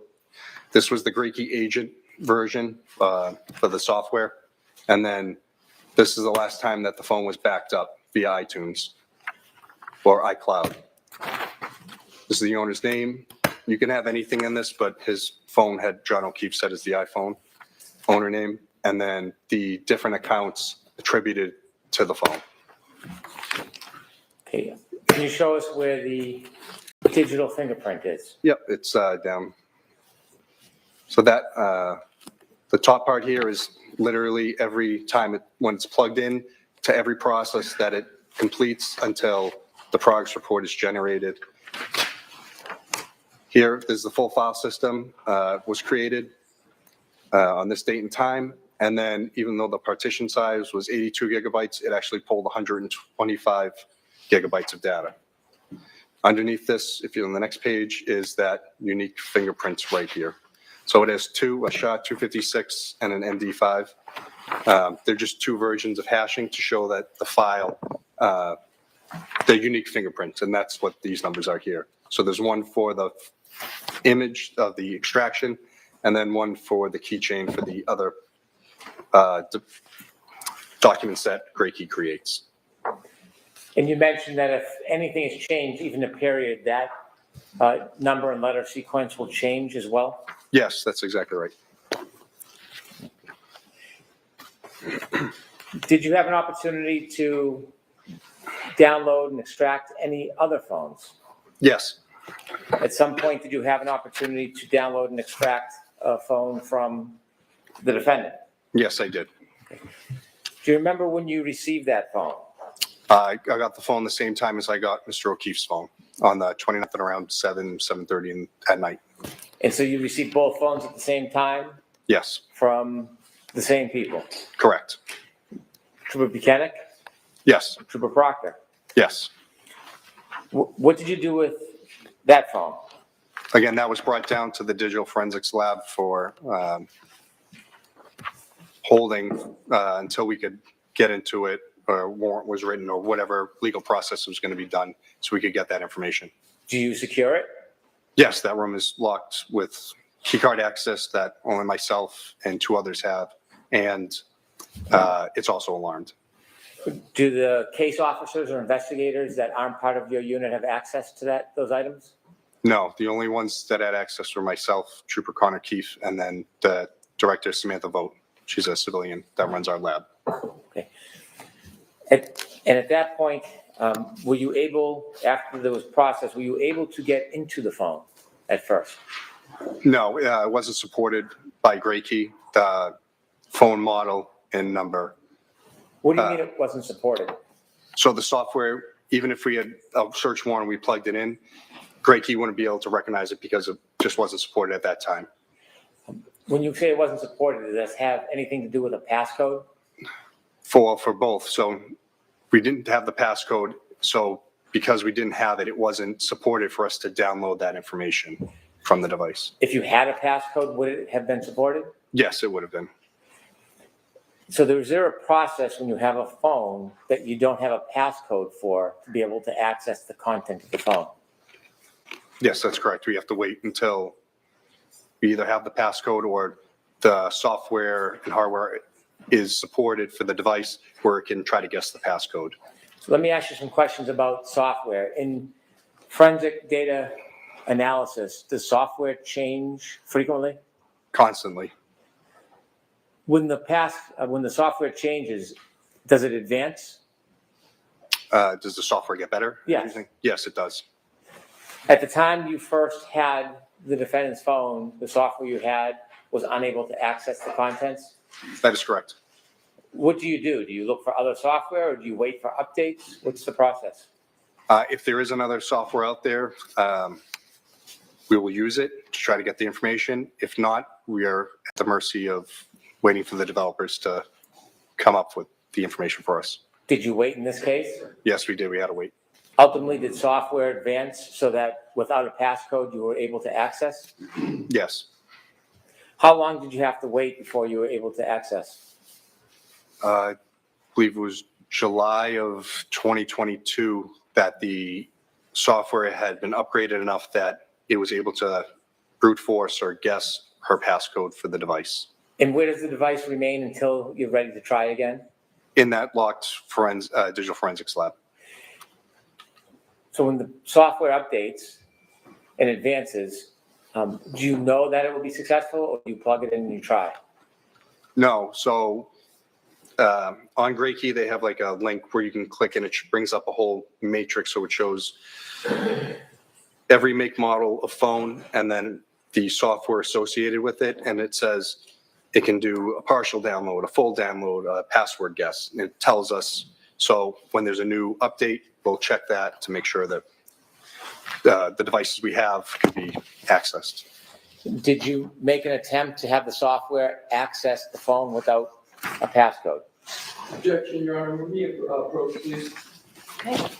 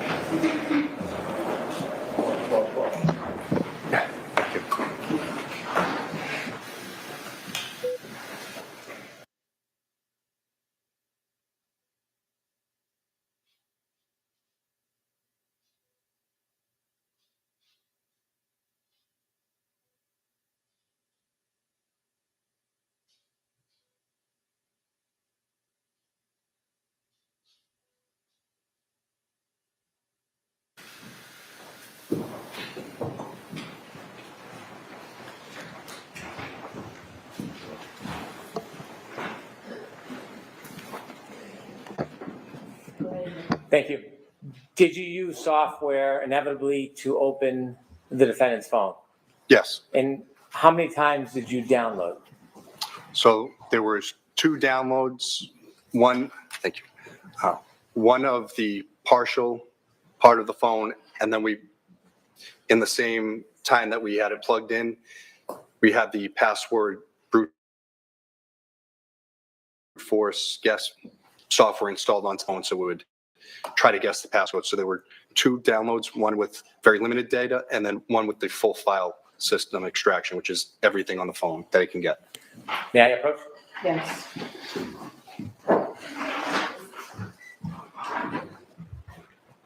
I'm going to show you two documents, sir. This was, yes. Did you need a copy?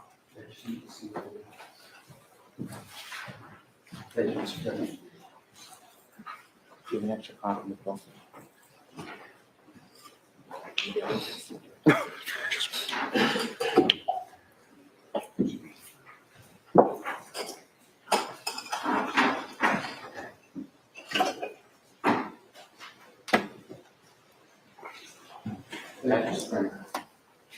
I'm going to show you two documents that actually, the first one, do you recognize that document? Yes, I do. Is that a result summary from Gray Key for a search of the defendant's phone? This is the initial extraction that we created before the password guess process went through. I'd like to introduce this as the next exhibit, please. Okay.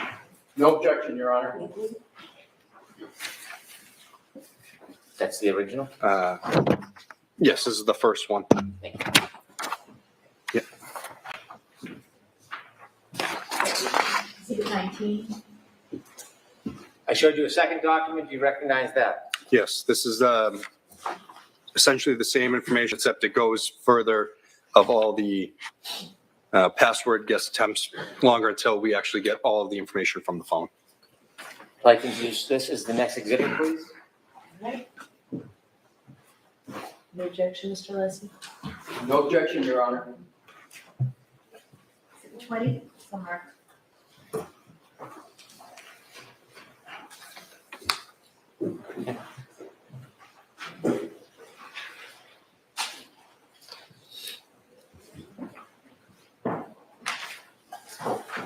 Could I have the previous exhibit as well, please?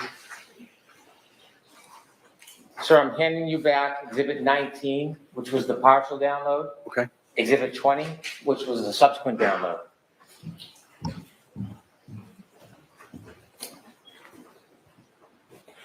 You mentioned hash value changes with the content of each download. Yes. Is there hash values specifically assigned to each download? Yes, there is. Are they the same number and digits in digital fingerprint? No, they're not. And explain again why they would be different. Again, the first one was the partial. It was only 45 gigabytes of data. So it has one number. The second download was 109 gigabytes of data once it got the passcode. And again, that number is completely different again. And again, like I said, the information is not the same, so the hash values won't be the same. Were there two other phones that you inevitably analyzed? Yes, there were. Let's start with the first one. Did you have an opportunity to create a file on a phone that came from Kerry Roberts? Yes, I did.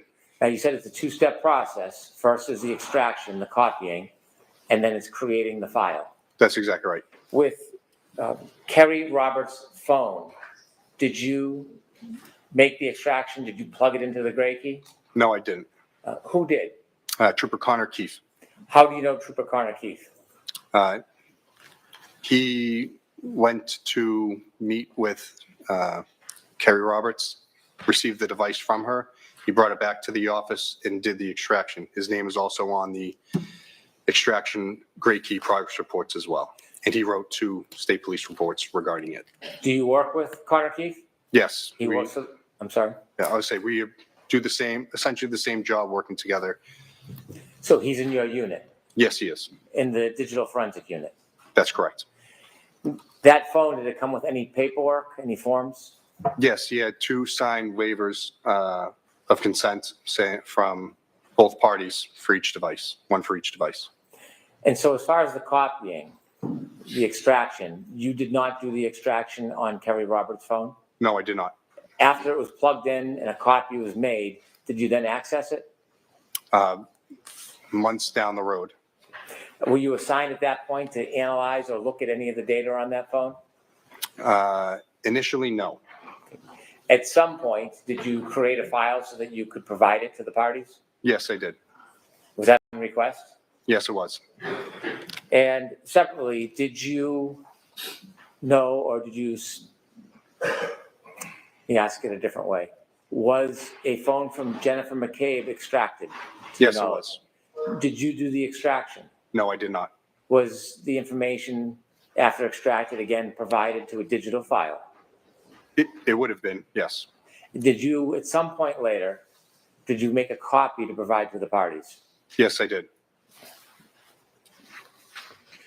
Can you tell us what a USEF reader is?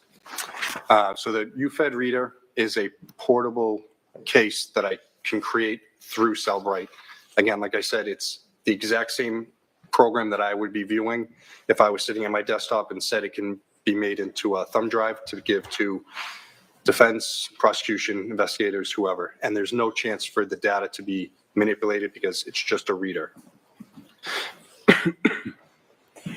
When you have the digital file that's been extracted and then created into a PDF or a form that can be read, can you print the entire file on paper if you'd like? Yes, you could. Would that include, could you print it so it includes the entire content of the phone? Yes, it'd be thousands of pages, but yes, you could. Is there any way to isolate particular things of interest that you might want?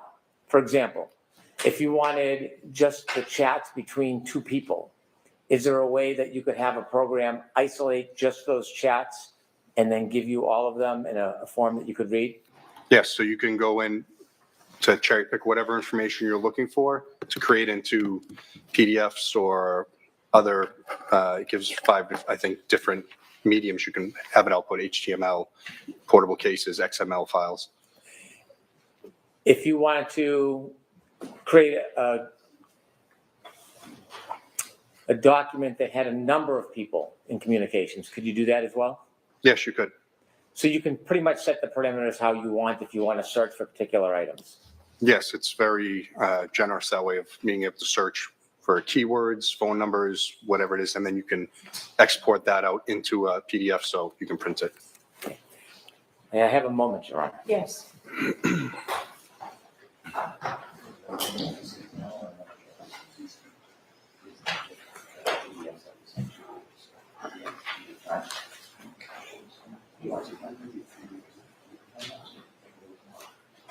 Okay.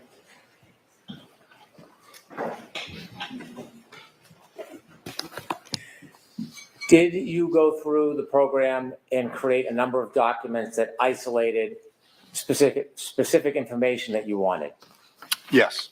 For example, did you go through and create a report for all of John O'Keefe's calls for a period of time? Yes, I did. Did you go through the program and create a report for all of the calls between John O'Keefe and the defendant for a period of time? Yes, I did. Did you go through the program and create a specific document that would show just the text messages between John O'Keefe and the defendant? Yes, I did.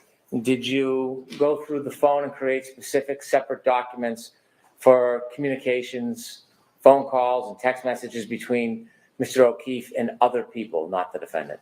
Yes. For example, Ms. Roberts, Yes, that's correct. Ms. McCabe. Yep. Did you go through any of the phones and create documents to show any text or conversation between parties not involving John O'Keefe? If directed, I could, but I don't believe I did. When you took on the task of creating these documents, was it something you did on your own or something that you would wait for a request from a prosecutor or another officer? I would wait for a request. Again, my knowledge of most of the cases is very, very limited. So if they're looking for something specific, I can assist them. If they need some type of help, I can assist them. But normally I will open it up for them and they have a better knowledge of the case, so they know what they're going to be looking for. Everyone in our office is Cellbrite trained, or if someone new comes in, that's the first thing they'll go to is to a Cellbrite training, so they know how to use this program. And it doesn't put the burden on myself and Trooper Keefe to try to find everything for every case. Thank you. John, at this time, I'd like to conclude this witness's testimony to be recalled again. You're in agreement with that, Mr. Leslie? We are, Your Honor, subject to the recall. Okay. All right, Trooper, you're all set. Thank you, Your Honor. We'll see you again. Should I? You could just leave them right. Thank you.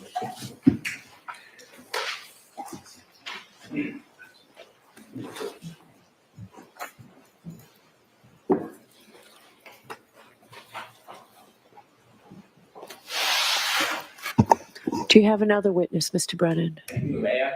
Yes, please.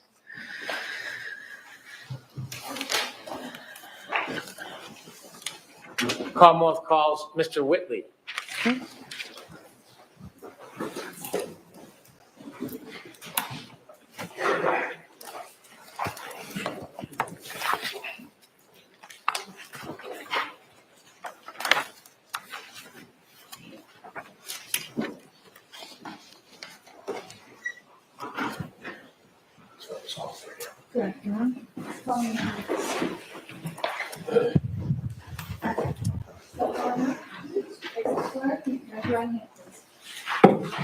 Do you solemnly swear the evidence given to the court and jury in the case now and here to the truth, the whole truth, and nothing but the truth, so help you God? I do. Thank you.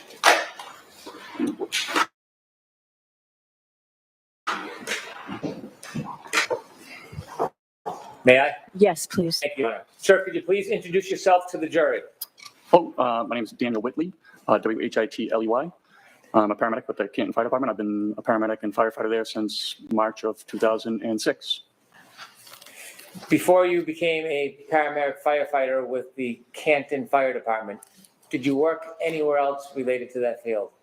Yes, I had 4 years full-time as a EMT intermediate, and also a paramedic at American Medical Response in Brockton. I'd like to take us right to January 29, 2022. Yes. Do you remember that day? Yes. Were you working? Yes. What was your role that day? I was a field training officer working on the ambulance with my partner, Jason Becker. Mr. Becker? Correct. That morning, did you know whether there was a call where a group of your colleagues went to and addressed 34 Fairview? Yes. Were you accompanying your colleagues on that initial call? No. Where were you at the time your colleagues left to go to that location? I was at the Station 2, Ponkapaug Station, on the north side of town. Different station? Correct. At some point after that call came in and was responded to you, did you receive a call? Sometime after, I'm not quite sure exactly how soon or later it was, but we received another call to respond to that scene. As a result of receiving that call, did you make your way towards that location? Yes. Who did you go there with? Just me and my partner at that time was Jason Becker. What type of vehicle did you use to get there? It was an ambulance. What was the weather like? It was snowing pretty heavily at that point. Do you know about how long it took you to get to 34 Fairview? Not exactly, but definitely longer than usual. It should have been an 8-minute drive. I'm guessing 10 to 12 minutes. You could refer to my partner's report for exacts. When you got there, what did you see? We arrived on scene. Our engine was there before we run on a response with an engine and an ambulance to medical calls. And then at least 2 police cruisers and another car parked on the street, a gray SUV. When you got there, did you meet with anybody? Yeah, usually we get out, we say hi to my lieutenant and the other gentleman, Sam Parker, was on the engine before we got there. They were up front of where we parked, and then we walked down further, or at least I did, to the gray SUV. When you reached the gray SUV, did you see anybody inside it? I believe at that point we were kind of, getting out. We were walking down, they were coming out to greet us. There were 3 women there. Okay. Did you speak to any of them in particular? Not at that point, no, not really. At some point, did you have any interaction with any of the women? Yes. In fact, did you know any of the women who were there that morning? I knew Kerry Roberts. How did you know Kerry Roberts? First we're neighbors. She lives about 100, 200 yards away from me around the corner. And she helped organize a neighborhood block party, and I would volunteer every year to bring the fire truck to the block party and show the kids the fire truck for a little bit. So you knew her well? No. Were you friends with her? No. Friendly? I just would describe us as acquaintances. Did you ever socialize with her personally, other than the block party? No. But you knew who she was? I knew who she was. I don't recognize her, yes. Did you talk to her that morning? Not beyond probably a hey or hi or something like that. Okay. Do you know whether she ever gave you any items? I know at one point I had to exchange whether it was a purse or a cell phone or some object from Miss Reed. At some point that morning, did you have an opportunity to meet with the defendant? Yes. Where did you first see her? We were in the process of getting her to go to the hospital. When you say we, who was helping you? That would be, my partner, obviously, Jason Becker, and then my lieutenant, Greg Woodbury. Where was she when you first saw her? Just somewhere outside in the street.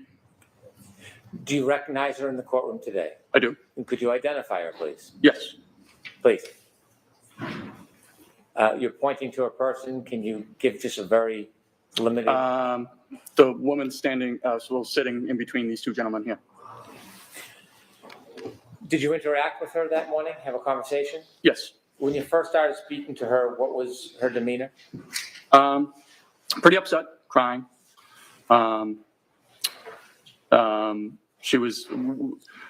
We had a Section 12 in hand, which is a medical order or a police order to be taken to the hospital for a psychological evaluation. Did you discuss that with her? Yes. Yeah. Did you ask her to follow you or to come with you? Yeah, she did. And did that happen? To the ambulance, correct. So you went to the ambulance with the defendant? Yeah. And was Mr. Becker with you? Yes. What happens when you get to the ambulance? So it was snowing, and it was more to kind of just get everybody into a nice, warmer location where it wasn't snowing or windy or anything like that. And we were discussing that, we have a Section 12 that states we have, regardless of if you want to go, we have to take you to the hospital. She was arguing that she really didn't need to go to the hospital. And we were trying to convince her to go to the hospital because once the Section 12 is written, it doesn't matter what the patient says. We have to get them there one way or the other, whether it's cooperatively restrained or chemically restrained with sedatives or anything. It's not a voluntary order? It is not a voluntary order. Inevitably, did the defendant agree to go with you to the hospital? Yes. When you were going to return to the hospital, was the defendant placed in the back of the ambulance where a patient would be? So how we operate for anybody that's a Section 12 or anybody that is under the influence of anything, we always operate with 2 people in the back of the ambulance. So myself and my partner, Jason Becker, were back there. And then we had to take somebody from the engine company and have them drive to the hospital, and that was Sam Poch. Sam Bach?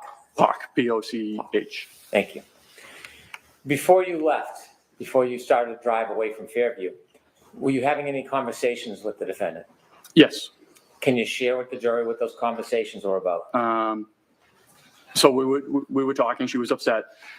She kept asking if if there was any chance her husband could be alive, and even sitting outside in the snow with no coat on for many hours. Did And she indicate what many hours meant? How many? no, How often did she raise the issue of whether or not, or how long he could be out for? I'd say at least 3 to 4, maybe more. Part of your job is to care for patients. Correct, yes. Was part of your job to try to get them to the location safely? Yes. And sometimes you treat patients with physical injuries, don't you? Many, oftentimes it is physical injuries, yes. Are you trained when you're trying to transport somebody on how to interact with them? Yes, well, sometimes if they're upset, in this instance, she kept asking if there was any chance that he could be alive, and that we really didn't know what was the patient that ambulance 1 took. We really didn't know what his condition was, and but figuring that it was a hypothermia type case, being the conditions outside, we were trying to give her hope that there is a saying in the medical field, you're not dead until you're warm and dead. And I was basically, there's stories of children falling through ice and falling into rivers and being underwater for multiple hours and coming out, being resuscitated and having no neurological deficits. So I was telling her those stories just kind of to say, look, let's be sure we'll get to the hospital, we'll find out more there. Just trying to give her any sort of hope that her husband would be alive. Can you describe her demeanor when she was in the back of the ambulance with you during your interactions with her? She would go from pretty upset, crying.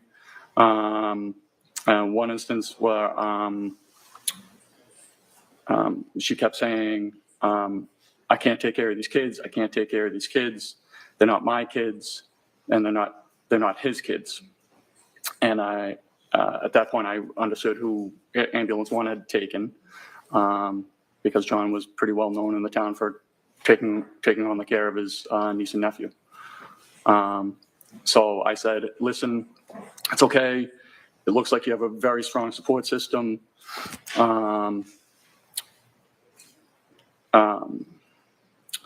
And then Miss Reed said, do you know Kerry Roberts? And she had been crying. And she picked her head up and said, do you know Kerry Roberts? And I said, a matter of fact, I do. And she said, anybody who knows Kerry Roberts wouldn't say that about her. And I said, well, she did come to out at early in the morning to look for your husband in a blizzard. And she just rolled her eyes and put her head back down. And I thought it was just bizarre. Objection, move to strike.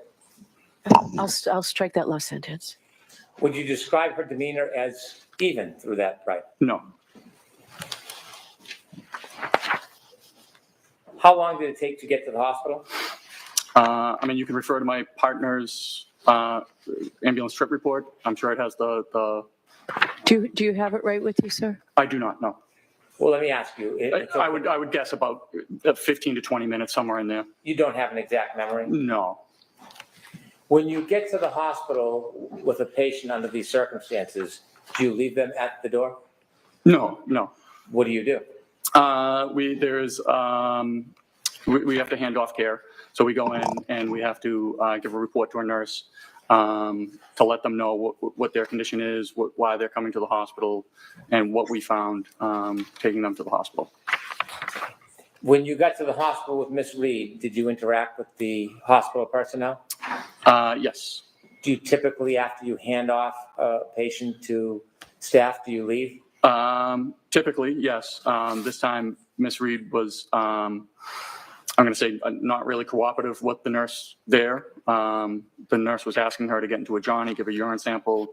She was not cooperative. The nurse tried to work with her, had an ER tech go and ask the doctor if she had to get into a Johnny. She came back. She said, yes, she's a patient. She has to do all normal stuff. We really didn't feel comfortable actually leaving the general area. I don't know if it was just shift change or what, but security wasn't there. And with her demeanor, we just didn't feel comfortable leaving the nurse by herself with Miss Reed. You said that there was some difficult times. Was there some difficulty about the defendant accepting wearing a Johnny? Yes, she was refusing to get into the Johnny, and the nurse kept saying, well, you got to get into this Johnny. The nurse did try to work with her and you know, asked the doc if... Objection. I'll allow that. And so the ER doc, the ER tech had to come back and say, yes, she has to get into the Johnny. And at that point she did. She you know, seemed to have calmed down and was getting into the Johnny. Security personnel was showing up, and we felt comfortable being able to kind of leave the nurse and the tech on their own.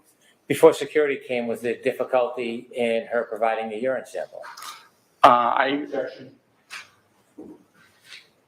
Do you know the answer to that? Can you ask the question again? I'm sorry. Why don't you ask it a little different? Sure. Do you remember whether she was giving the nurses a hard time about a urine sample? Yes. Objection. So break that down, Mr. Brennan. The objection is sustained. You said that she was giving nurses a hard time. She didn't want to give a urine sample. And then the nurses kept asking her to, you know, this is the cup, you pee in the cup. Objection. Not funded. No, I'm going to allow it. You were there and saw this, right? I saw it, yes. Oh, thank you. I have no further questions. May I proceed, Your Honor? Yes.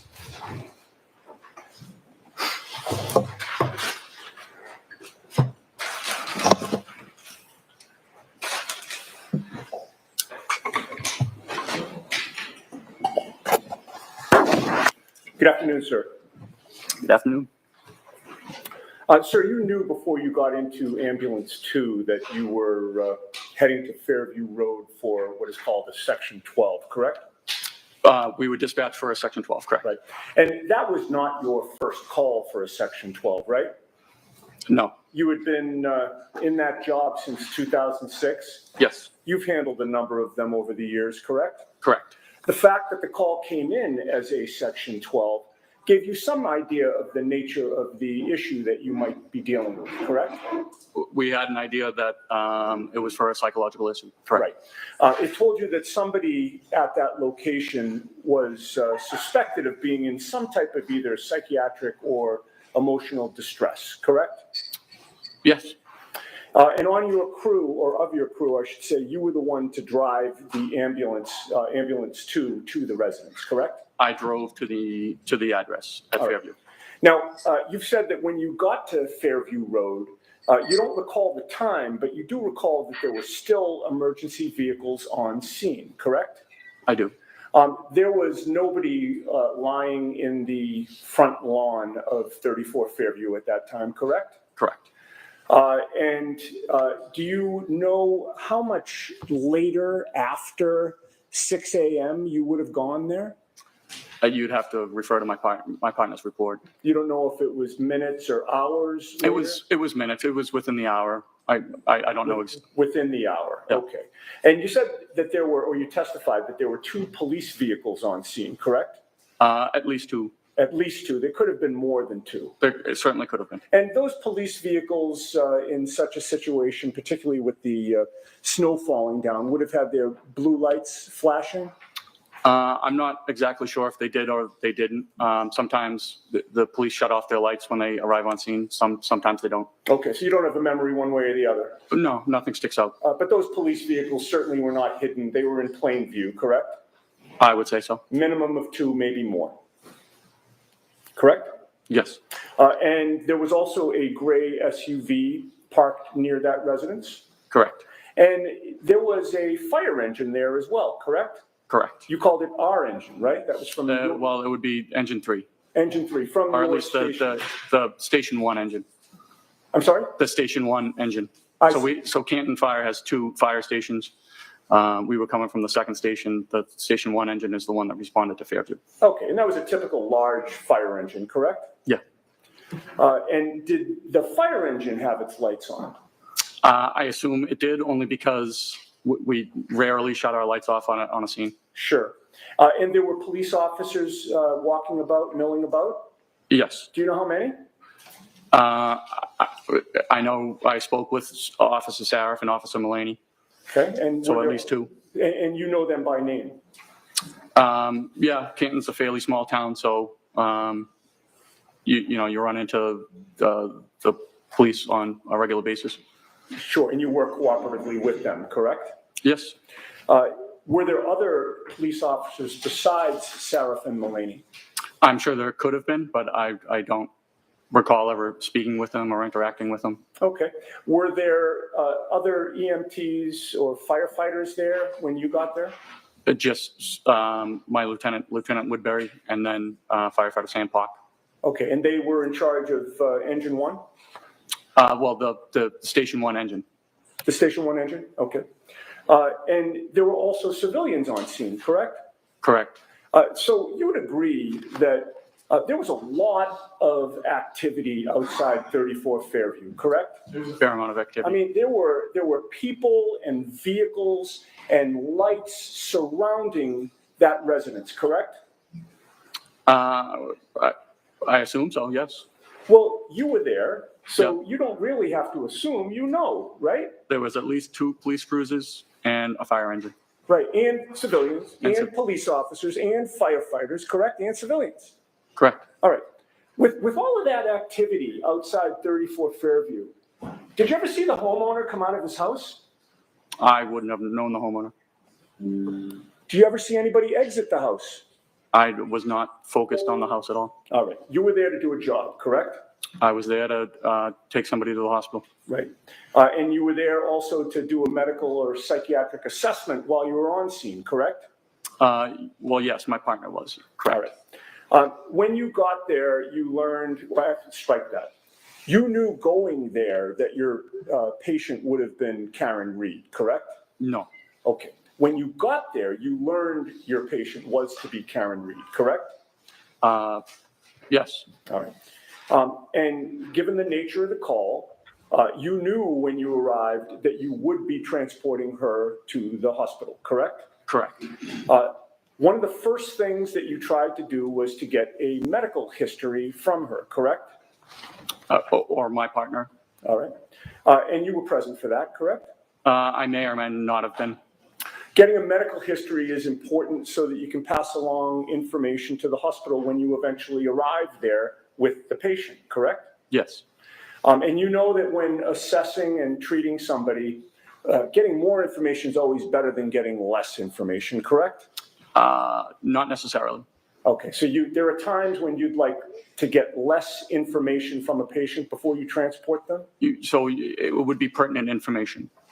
For instance, if somebody was complaining of chest pain and they had, stents placed in their heart, we wouldn't talk about how they had their tonsils removed when they were 12. Okay, fair enough. But getting more information is not going to negate the crucial information that you do get, correct? I mean, it certainly could in a critical stage. If there was a critical patient, we wouldn't typically overburden passing off a report to a nurse or a doctor with non-pertinent information. Okay, it's not your testimony that getting less information is always better than getting more information, is it?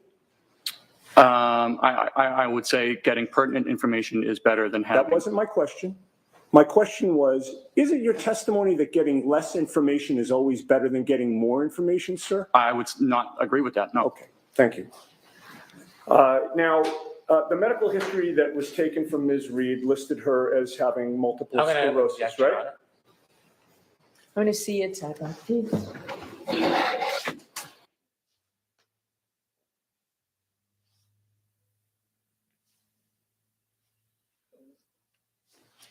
Now, if I were Attorney David Yannetti, I wouldn't spend too much time cross-examining this guy.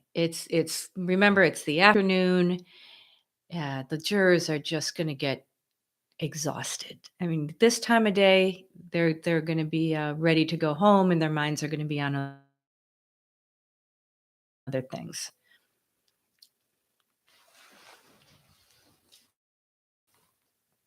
especially after listening to that Cellbrite guy, Trooper Garino.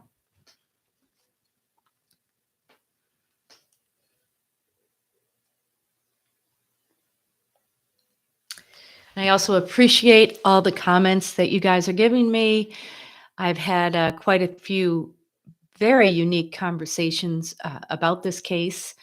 For example, there's even more comments on the opening statements that came out today from friends and even family members who think that Hank Brennan did a better job as far as the presentation went. They felt that he stuck to the facts and he wasn't emotional. He didn't look at his notes, whereas Attorney Jackson was repeated himself, went on too long, and he was a little bit pompous. Of course, other people may think the opposite. So I actually gave Alan Jackson the win yesterday in scoring the opening statement, but again, it was very close, and many don't agree with me. So I guess it's which style do you prefer? They're both excellent lawyers. And there's Paul O'Keefe that we're looking at, and the O'Keefe family. So my heart goes out to them for sure.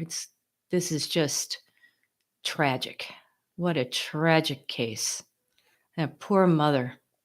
I can't imagine being a mother myself. I can't imagine losing my son like that and then having to go through 2 whole trials. Yeah. Yeah, poor woman.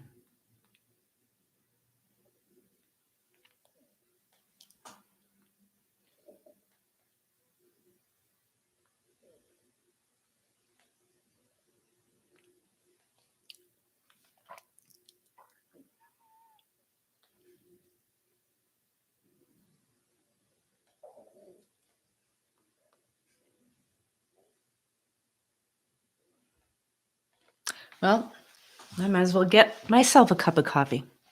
Be right back.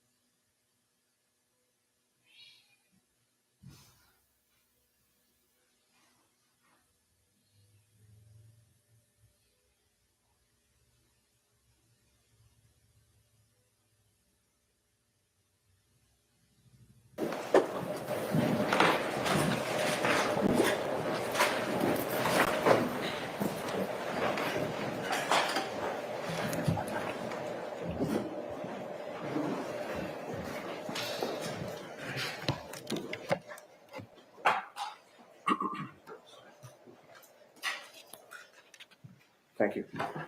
Sir, the medical testimony, history that your partner and you took from Ms. Reed listed that she suffered from multiple sclerosis, correct? Correct. And you know that that's a chronic disease of the central nervous system? It's my understanding. And what does chronic mean? I believe any disease lasting more than a certain amount of time. It could be 2 years, 3 years, 4 years. Persists for a long time or constantly recurs? Correct.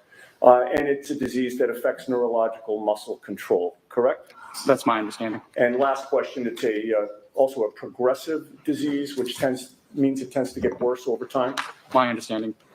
All right. Now, when you first interacted with Karen Reed after you got to 34 Fairview and encountered that whole scene, it was clear to you that a major focus for her was whether John O'Keefe was alive or dead, correct? Correct. Bless you. She asked if somebody could survive after having been found in the snow without a jacket, correct? For many hours, correct. All right.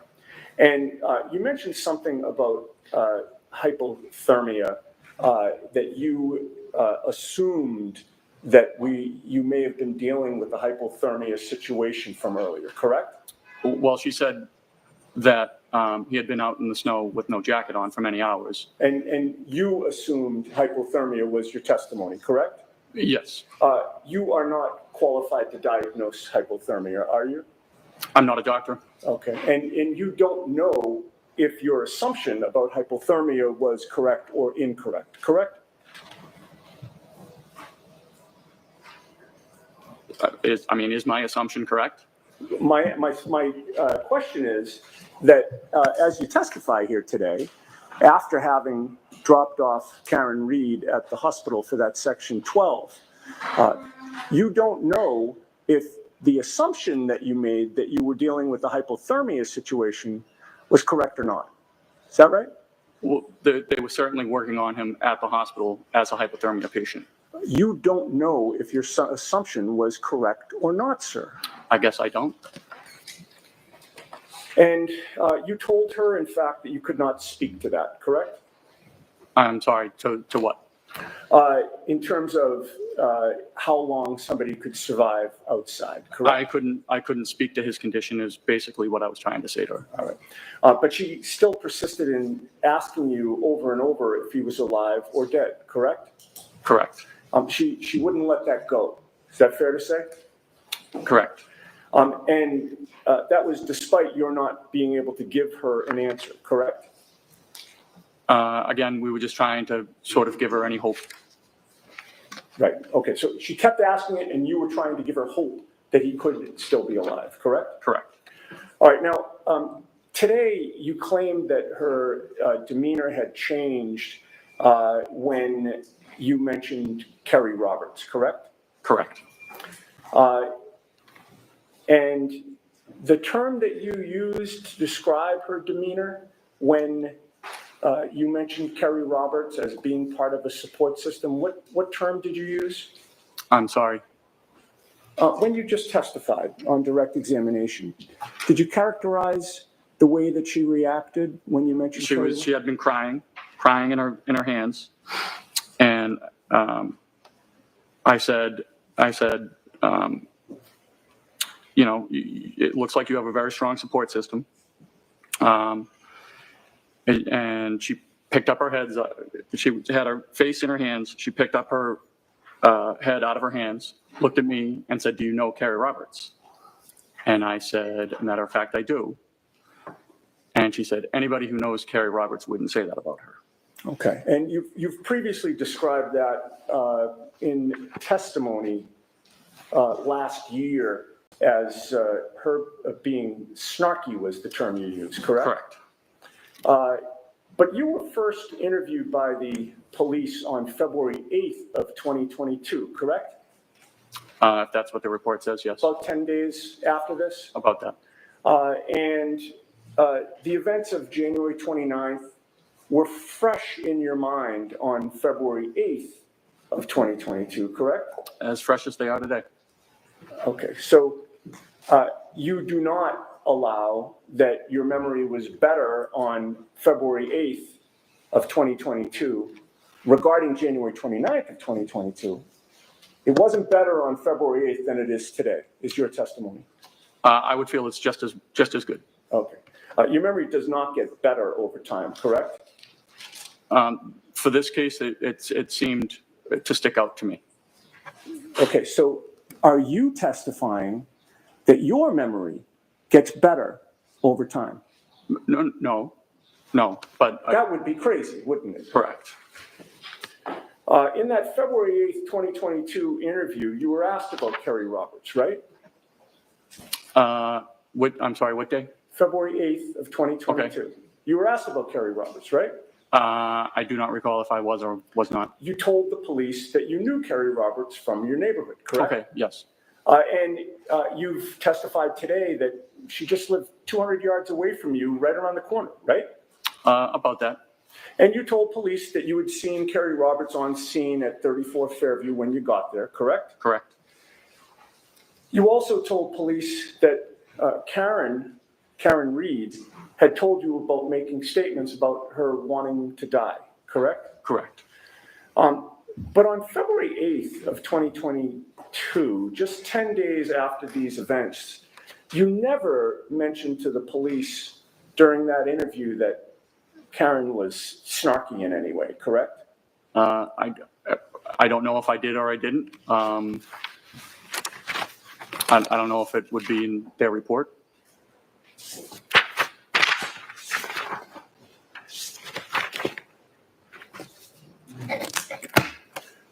If you saw that report, would it refresh your memory as to whether or not you mentioned snarkiness? I don't think I mentioned snarkiness that day, no. Okay. All right, well, that answers my question. Okay.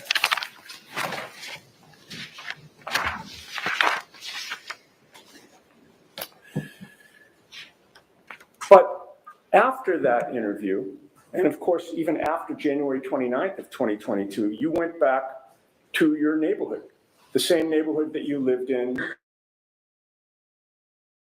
with Kerry Roberts, correct? Correct. Do you still live in that neighborhood? I do. Does Kerry Roberts still live there? She does. So you and Kerry Roberts have continued to live in the same neighborhood for years after January 29th, correct? We have. And before you ever encountered Karen Reed that day, you had interacted with Kerry Roberts in the past, correct? Briefly, yes. Well, you were both on the same neighborhood Facebook page, were you not? Yes, that's why I volunteered to bring the fire truck to the Right. block So party. one time she had posted on that neighborhood Facebook page that she wanted to have a fire truck at the neighborhood block party, correct? Correct. And that's when you replied and volunteered that you would bring the fire truck to that block party as she requested, correct? Correct. And you also worked with Kerry Roberts on the Ponkapog Civic Association, did you not? I did not know. She worked on the board prior to my arrival on the board. So you both worked on the same board, but just at different times? Different times, correct. All right. We had, I think you had touched on this earlier, in addition to knowing Kerry Roberts, having been with the Canton Fire Department since 2006, there have been many times when you've worked in conjunction with the police, correct? Correct. And in addition to the two police officers that you mentioned having seen at 34 Fairview on January 29th, that being Sarath and Mulaney, you know many other officers at the Canton police station. I do. And as you say, Canton's a small town, correct? Relatively. People know each other, correct? Correct. You also knew former state trooper Michael Proctor before you arrived at 34 Fairview, correct? I did.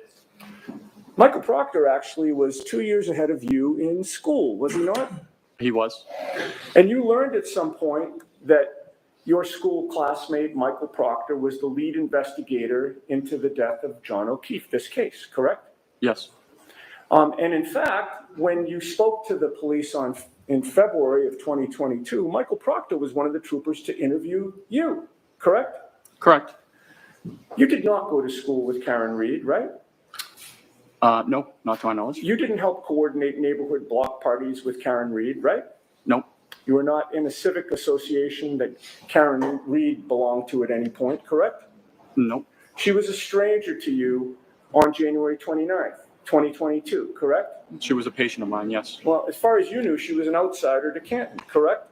I did not know that. You didn't live in the same neighborhood with her?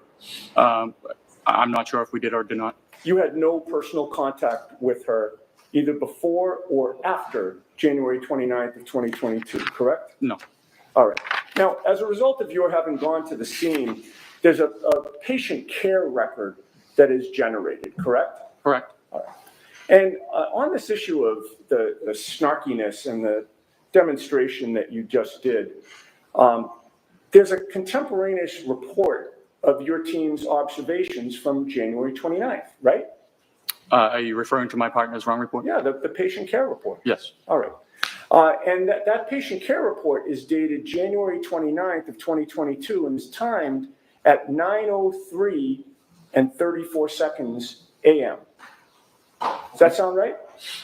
Sounds about right. All right. And that 9:03:34, from your knowledge of how patient care reports are generated, would that be the time that you arrived on scene or the time that the report is written?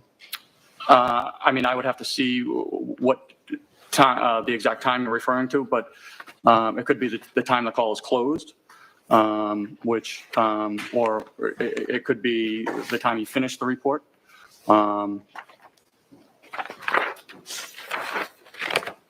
There could be multiple reports. I'm not exactly positive which report you're talking about. Okay. In any case, it was from that morning, correct? Well, it did, I assume so. I mean, there was only one morning that you went to 34 Fairview. Well, no, but there could be two reports. So the engine has to write a report and the ambulance has to write a report. But they're both about that morning, correct? Correct. All right. Now, there are boxes to fill out on the patient care record, correct? Correct. One of the boxes is primary impression. Yes. What does primary impression mean? That is just what we believe the patient's not complaint is, but what we believe the patient is suffering from. Okay. And that is listed on the patient care record for Karen Reed as a behavioral/psychiatric episode, correct? Yeah. So that's a box we check for just about any Section 12. Sure. And of course, that mentions nothing about snarkiness, correct? No, that is my partner's report. Okay. There's also a box for secondary impression, correct? Correct. What is secondary impression? That might be like just a secondary complaint most of the time. A lot of the times, patients don't have a secondary complaint. Okay, but in this case, it's listed as anxiety/emotional upset, correct? Yes. All right. And again, that mentions nothing about snarkiness, correct? That's my partner's report, yes. There's also a box for signs and symptoms, right? There is. And nowhere in the signs and symptoms box is snarkiness mentioned, correct? No, I don't think that would be medically appropriate. And then in the patient care record, it's recorded that Karen was found sitting in the front passenger seat of a friend's car, crying and visibly upset, but cooperative, right? If that's my partner's words, yes. All right. And those words, actually nowhere in the patient care record is it listed that she was snarky in any way, correct? Again, that would not be something we would put into a patient care report. And you did not put it in, correct? It was my partner's report, and no, we did not put it in. Okay. And once Ms. Reed agreed to go with you in the ambulance, it's fair to say she was still upset and crying, correct? At times. If I may have a moment. Sure.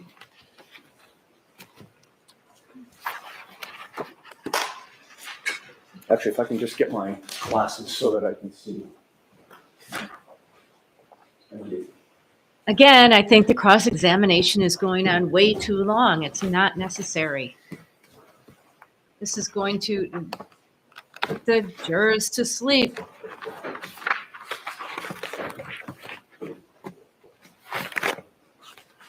This guy's saying, I can't wait to get off the stand. I can read it in his eyes. Okay. You had just testified that you said at times she was upset and crying when she got in the ambulance, correct? Correct.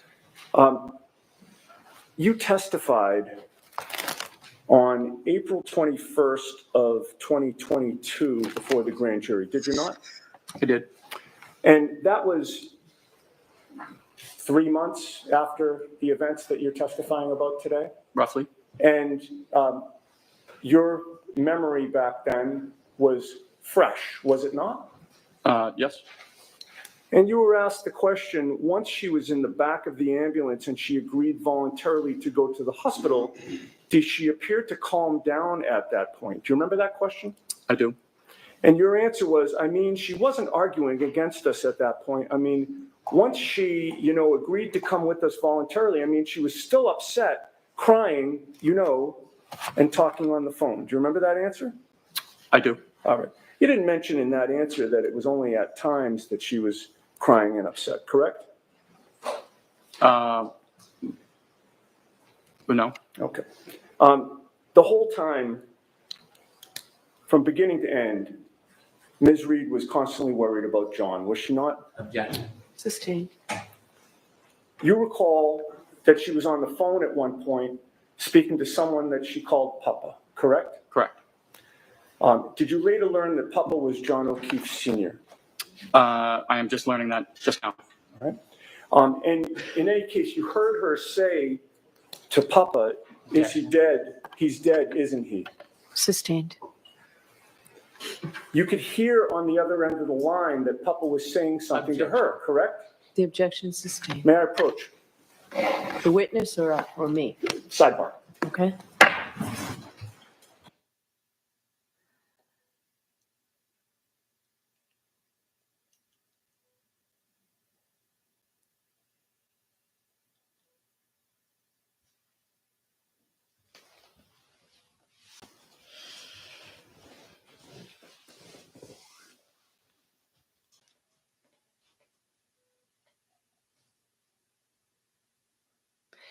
Tell you the key to cross-examination as a former prosecutor, and I had to learn this, it took years, is to make your point and sit down.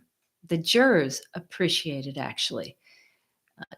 I don't know if Dave Bunetti just wants to have himself heard, make it look like he's doing something, but he should know better than that.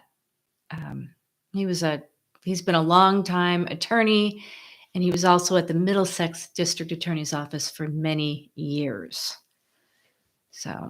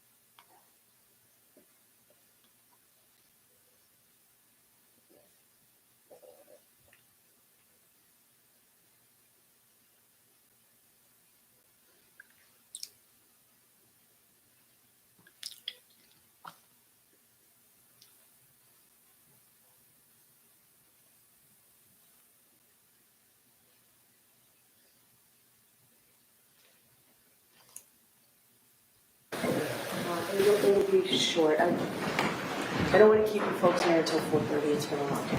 So I'm going to release you today, have you come back tomorrow. We'll make every effort to start right at 9 tomorrow. Please follow those cautions. Do not discuss this case with anyone. Don't do any independent research or investigation into this case. If you happen to see, hear, or read anything about this case, please disregard it and let us know, and be very careful on your social media, okay? Thank you. Have a good night. All rise, please. Thanks for listening, everybody. And you'll have my legal analysis later on. I'm going to start making videos right now, and we'll decide which one wins.